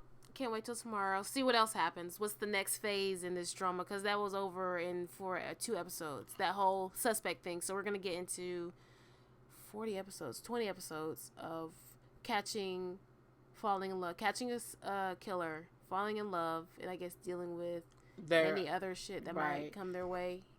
Because it seems like Chot's, at least the side characters that are connected to Jiwoo's character, which are both the secondary female and male characters, they're both connected to Jiwoo's character. We got to deal with that too, because it seems like... How is she connected to Jiwoo? The secondary female lead is his ex. In the picture? That girl that was making eyes at him? What is girl? she? What are you talking about? For Suspicious Partner. Yes, I know we're talking about Suspicious Partner. In the picture. The second girl at the bottom, that's his ex.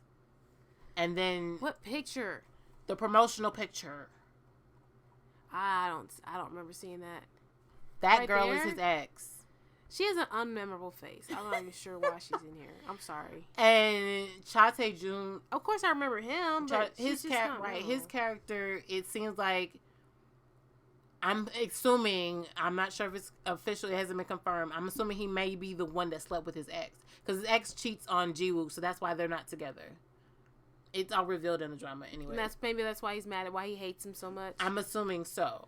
But bruh, like, I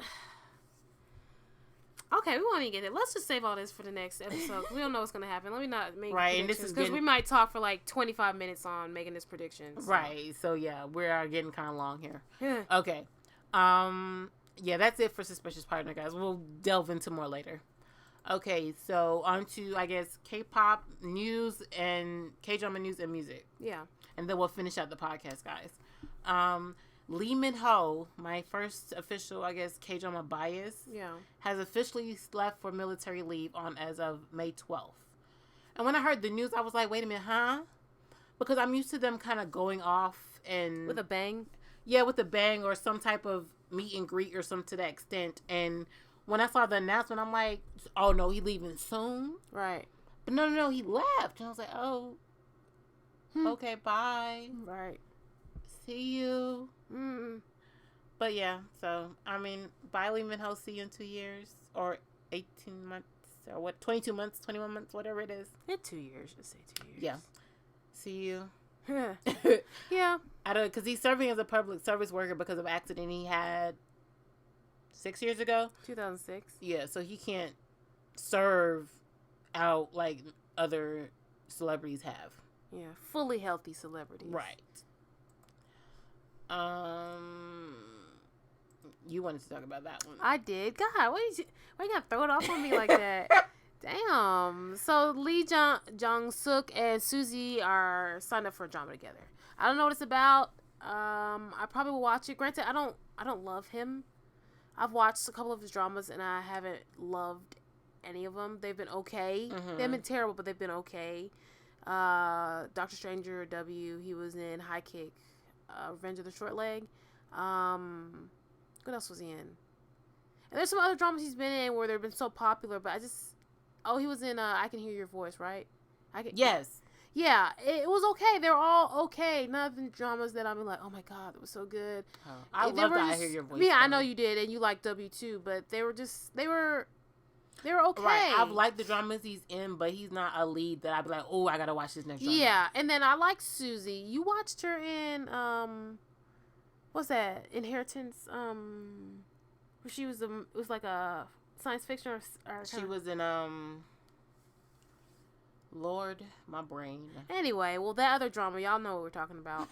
What the one where she was historical-ish with the Gamino. Yeah. Anyway, but I didn't watch it, and I wasn't inclined to really watch it. That's really bothering because I'm me. not super into the people that were in it, and it didn't draw me in. But I do want to see what this drama's about, so that I can at least check it out for a yay or nay. Because I've never seen them together in a drama. I'm okay because I like his acting. Yeah.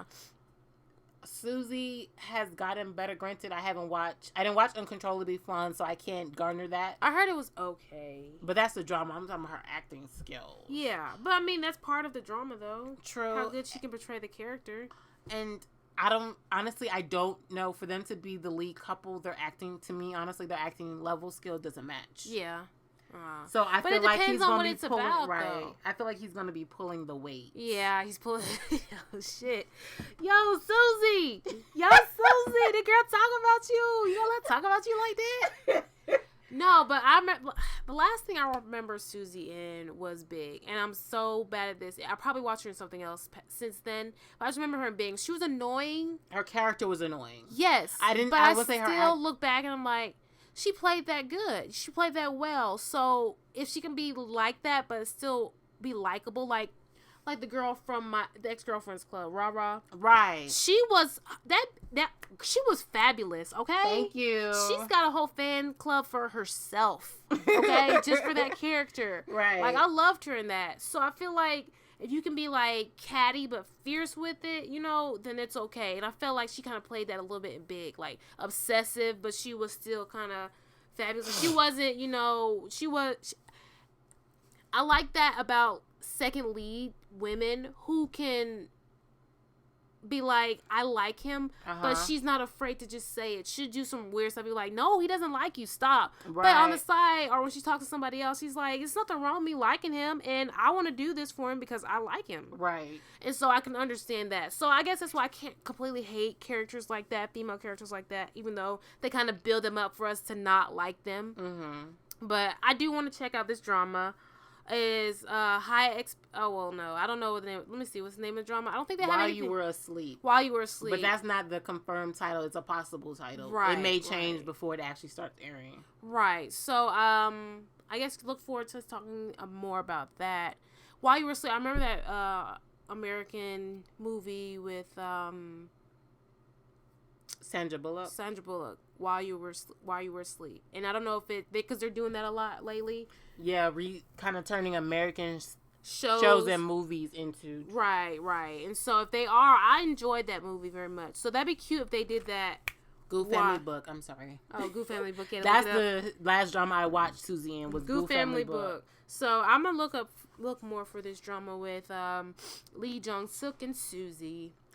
Yeah, I'll see. I mean, I don't have any hate towards Suzy. I just don't feel like her acting level's up to par to be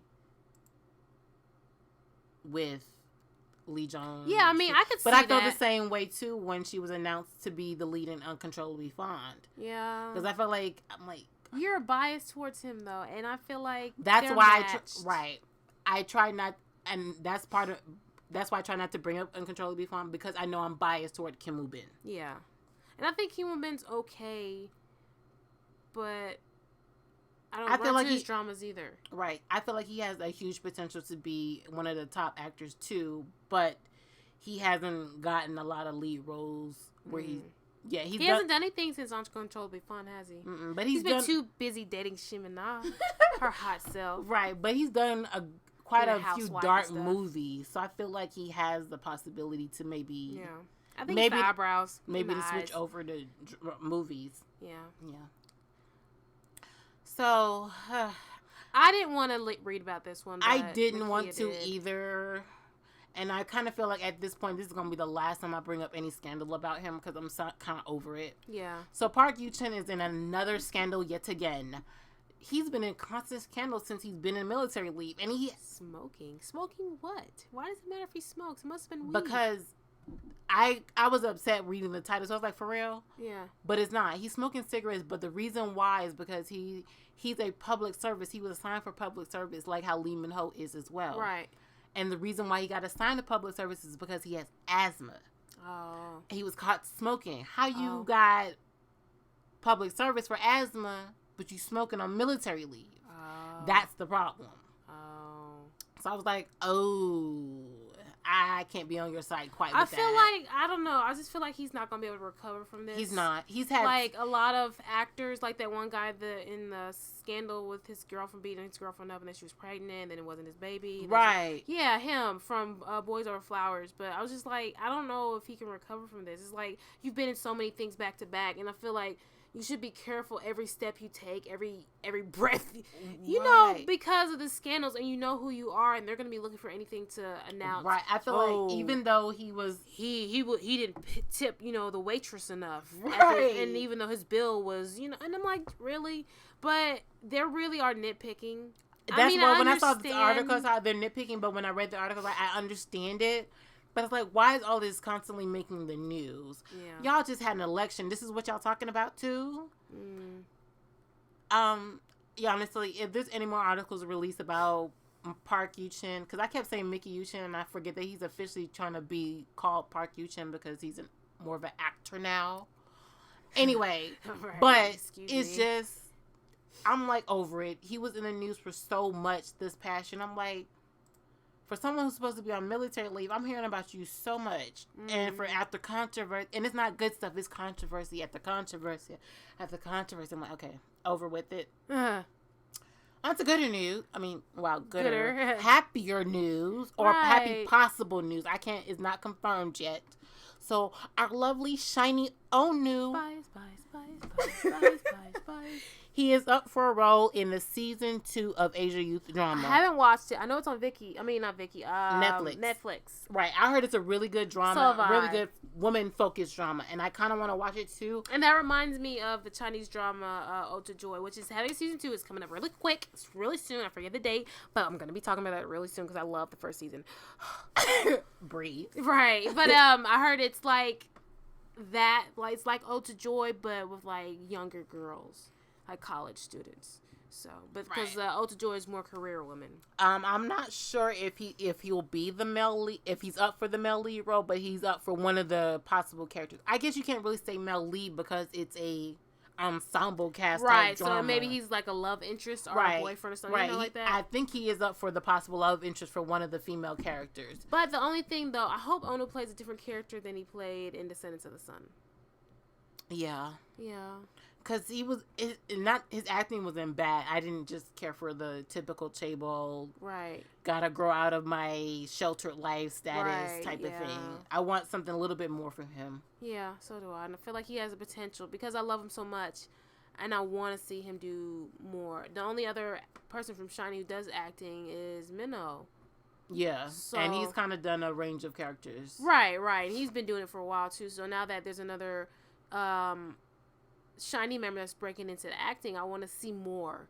I feel like he didn't get that much. Actually, Taemin is the only one that's done the least amount of acting at this point because Key is up. Key is confirmed for another drama. That's right. Key has been doing a lot. Taemin, Jungwon hasn't done anything. Right. Key did a little bit here and there, but not much. He's doing more now because, like I said, he's been confirmed for another drama. Yeah. And Taemin hasn't done that much. He's maybe 1 or 2, 3, and maybe more cameos than anything. Right. He does a lot of cameos.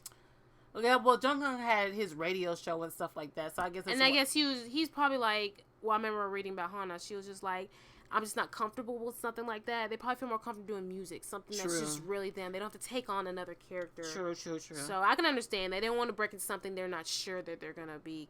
They have to be confident in that kind of stuff for them to take it on. Right. So that's understandable. But can't wait to see Onu. I'm gonna see the teasers first, and I don't know if it's one of those dramas where you have to watch the first season to watch the second season. I don't think so. I think it's supposed to be new characters with the characters from the previous season. Cameo. Coming in, right. I think they, story purpose wise, they'll come in for. Sounds fun. Yes. Onu. So, Juwon, who was our male lead for My Sassy Girl, which starts at the end of this month, has officially enlisted. He's officially off on his leave. He did the press conference, and I think the day after. See, this is what you're asking for from Leaving Ho. Is that too hard to ask? That's all I wanted. Go off in secret like that, bro? Who you hiding from? Thank you. We're gonna find you wherever you go. Thank you. So yes, Juwon has officially left. I'm not sure if I'm going to fully watch My Sassy Girl because I didn't watch the movie. You should. I think it's still, even now, it could become a classic. Right. And it won't be like, oh, this is not that good. Like dramas you watch from back in the day. Right. Like, oh, okay. Yeah. So I hope I will look forward to his return. Oh, I didn't see pictures with the haircut. Yeah. Well, he's got the hat on, but still. You can kind of see that his hair is, Aww. Oh. Yeah, we know. And it's hard to see these people that, as drama watchers from the late 2000s starting, we're seeing these people mature through their acting, and then they go off, the guys at least, go off into military leave, and it's just like, wow, you know. Actually, for me, the past 2 years is, because I've heard about the dreaded military leave since I've gotten into drama land. But majority of the time what has happened is that they've already gone or they're gone when I've gotten into them. Right. So the past 2 years have been the first years for me where I'm actually seeing actors and music artists that I love actually go off and having to not be able to see them for the time that they're gone. Right. So now it's hitting me, and it's like it's back to back. Why is it so many of them? So it's like because the people that you fell in love with at that time they're all the same age too. Right. When the other guys were off, we were watching them. You know. Right. Yes, but it started with Top, and it's just a trickle down effect. Right, all our late 80s babies are going off, but we will miss him. I know Makia will. I will too. Yes, I will. We'll miss him, and we'll be, awaiting his new drama or movie when he comes back. Yes, please stay healthy. All the best. Right. Please stay healthy. All right. That might be it for K-pop news. I think we just have music left. Yes, there's been a few music things going on here. Psy had to come back, and I feel like Psy's a person that you cannot not like. Like he, ever since Gangnam Style. Granted, he's had hits before that, but of course, internationally, we haven't known him until Gangnam Style. Right, I got into him with Gangnam Style. When I watched his most recent videos, I love it. And New Face, I was like, this is so Psy. Now, I haven't watched any of it yet. I knew about it, but I was always expecting Psy, so I know I usually kind of wait for some reason. For me, it's always with Psy after the hype has slightly died down after he come back, is when I go and watch it. But also, he had a whole full album out, album number 7 of his, and he had a lot of YG features on it. He had Bobby. Right, he did. He had Taeyong, he had G-Dragon. I feel like I'm missing somebody. He had quite a few features, so the whole album is probably pretty lit. And people that I've seen talk about it say it's a good album. It's Psy. He is a consistent type of artist. Right. It's like what you see. He does I like his style because he knows what works for him. Right. And he's not trying to be something else. Right, something he's not. So I can appreciate that. So for the first one, I love it. I enjoy it. And then they got Lee Bong Han in it. He features like a little cameo in the video. Right. I knew he was in the video, but I still haven't gone to watch it. Right. This guy, Pineapple Pen. You know him too? Everybody keeps saying, I don't know who he is. I forgot how I came across the video. I saw it somewhere, and everybody kind of did this kind of mock thing of it. Right. But I like the dance he does in it. It's funny. I love it better than his new face. Oh, okay. It's definitely a dance you can do, and he does the dance you can do. Okay, go ahead, Si. Like when you go to a party and the song comes on, Right. everybody knows it. Oh, cool.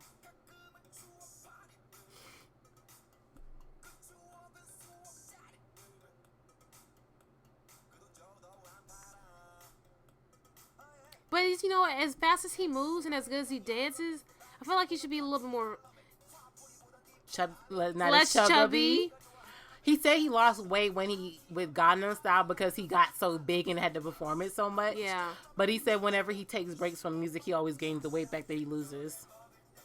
Not that he's fat, but he's always just slightly chubby. Right. I'm still slightly bothered by him for his little cheating scandal. Yeah, I don't blame you. Me too. I don't love him like I used to. Because that's my girl. I love it. I love it. Oh, yes.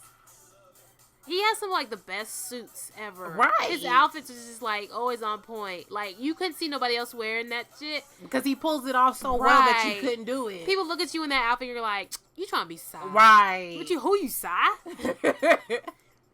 But it's a cute video, and the song is definitely catchy. And it's so Psy. That's what I love it though. He just seems like he's a really funny guy. Right. Because he writes his own stuff. Well, most of YG people write their own stuff. Right. And that's probably part of another reasons why I like YG artists. Because I know they can write their own music. I love it. I love it. I love it. I wonder, does he come up with these dances himself for his songs? Or... Maybe. Probably not, but or he gets a choreographer who knows him, or he helps, they probably collaborate. Work together, yeah. Joe, I know when I first watched this video without the subtitles, and I was like, Joe, I know that word. I know that word. Oh, you know what? This is gonna be like something. Somebody's gonna like do a little thing in a drama about this. Right. Joe. It's gonna be a running joke on like what you call it, variety shows and stuff. Yep. New face, and I love it. New Face is good too. He goes pretty. I like the what's video. her name from A Pink? No. That's what she is? Because I know people were saying something about it. But I like the song still, too. But I love it better. It's more catchy to me. Right. Usually when Psy comes back, he always has 2 songs that he released. And I usually always end up liking one more than the other. The one that's usually more catchy. And his rapping style is funny.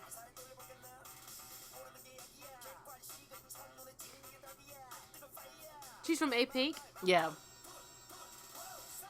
I really don't know A Pink like I thought I would. I maybe like know the main girls who we see doing stuff outside. She does acting, but she usually plays side characters. She's been in a few things that I've seen. Oh, dang. She's been in... Didn't you watch 20 again? No. Oh. New Face. And he dances so hard. Right. I'm like, Psy, don't pull something. Right. And you just said you're 40 now, bruh. Not to say that 40 is old, but as you get older, things slowly start.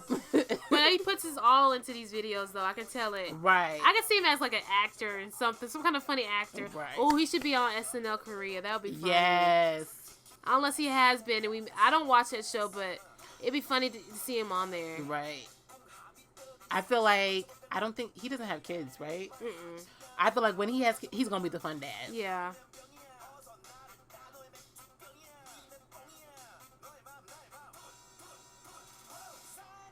That's gonna be a new dance too. Right. Do it. Damn. She did a good job too in this video. Like, I thought she was just some random model. I didn't know who she was. So I was like, oh, she did pretty good, like, with the different little parts. Because, sometimes, what was that? In Gangnam Style, he had that girl with the red hair, whoever she is. You know what I'm talking about? Who was in it? Hana was in Gangnam Style. Oh, okay. Well, Hana, she looks different. Yeah. She looks totally different. Because I looked at it, I was like, no. That was, like, before Hana was, like, in her look that she is now. Yeah, I don't when like she had that her old one. hair and everything. Yeah, and I can see why she tried to do like an acting stint a little bit there, and I just wasn't feeling it. I definitely felt it in 365 Fresh.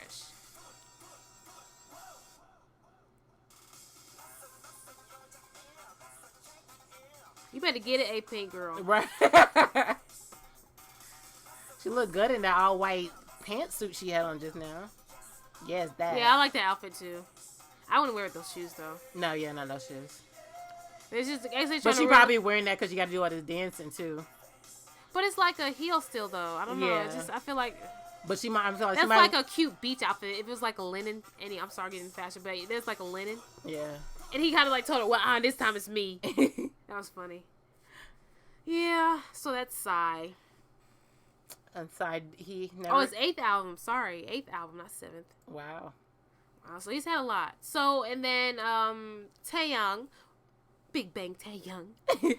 So he had I say a comeback, but he just did a little collab with Lexus, Korea, where he's got like basically a song. It's supposed to be a CF, and I guess they'll break it down when they play it on TV between our shows. Right. But this is like a legit music video.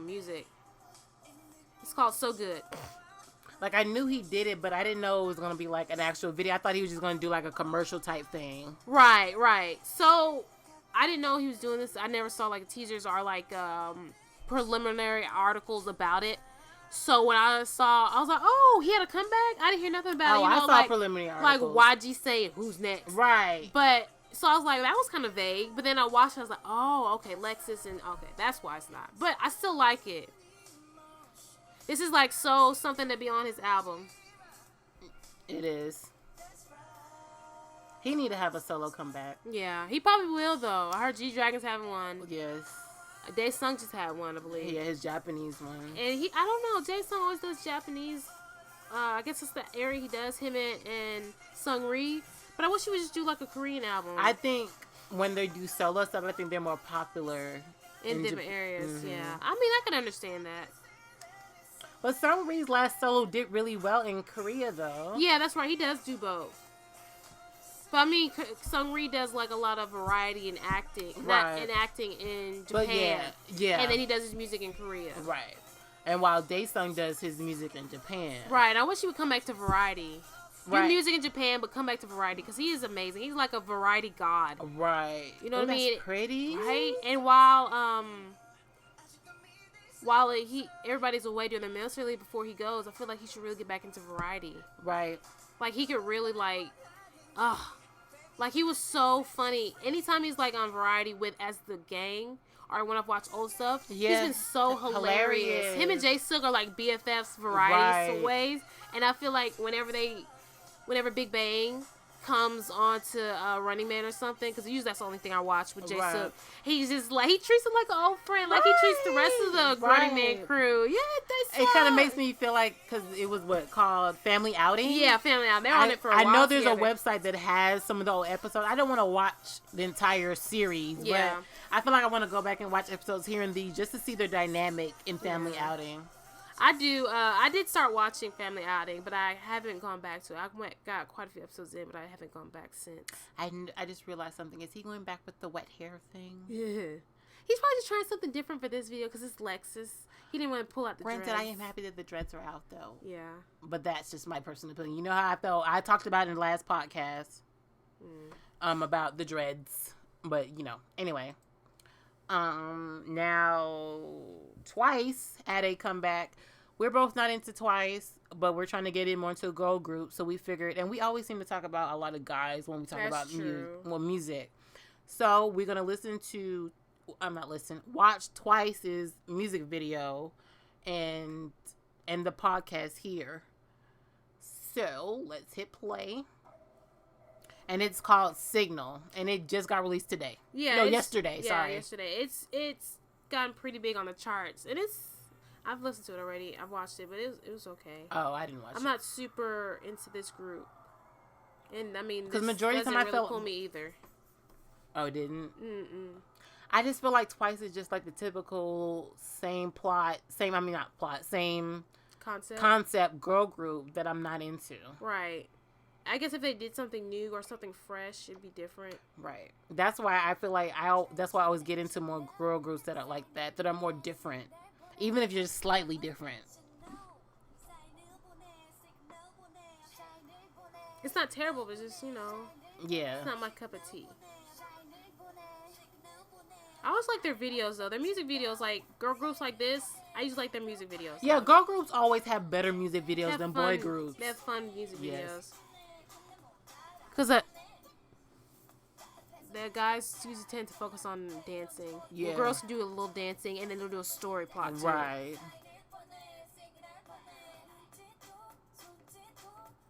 She's a sister of an actress that's going to be in Age of Youth. Oh, is she? Mm-hmm. She's pretty. I could pick a bias, the girl that was the wife of the Seeing Blue guy that was on We Got Married. Okay, well, now, the wife, the sister. Remember the guy that was from Seeing Blue that was on We Got Married? Yes. His fake wife on We Got Married. I don't remember her face. Well, that's her sister. Mm-hmm. Well, she's my bias then. So I'm not seeing anybody who's pulling me, at least by looks. Yeah.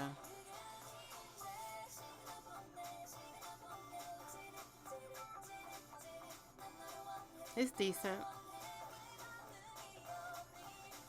I feel like it could grow on me. Yeah, it could. It's just so many of them. Right. And I say this even though I like people like EXO, but it's just, it took me a while to get into EXO because there's so many of them. Right. Oh, I like her with that short hair. Yeah, right. She looks different here. She was on there before. You remember? And then she's got the curl. My bias has got the curls. I love the curls, girl. That's why you're biased.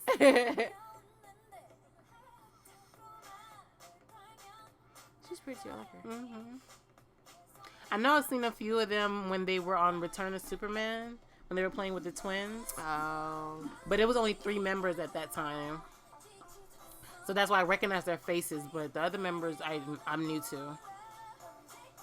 Like, I remember her from Return of Superman. And that one. That one. But I like this one with this short hair. Yeah. I gotta figure out what her name is. We both like short hair girls. I like the one with the blonde short hair. You like the girl with the brunette short hair. Yeah. I'm really trying to understand the concept of this video, though. They're chasing an alien. I'm real confused. He's in a treehouse now with a satellite dish.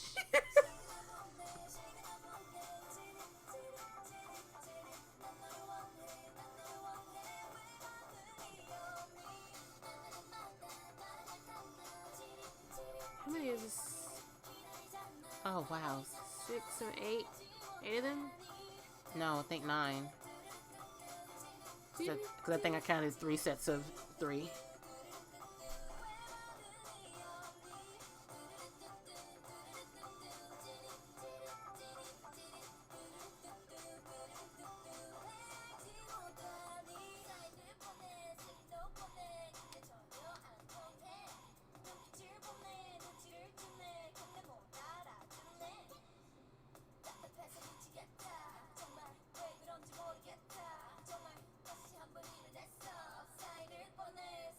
Who's the rappers?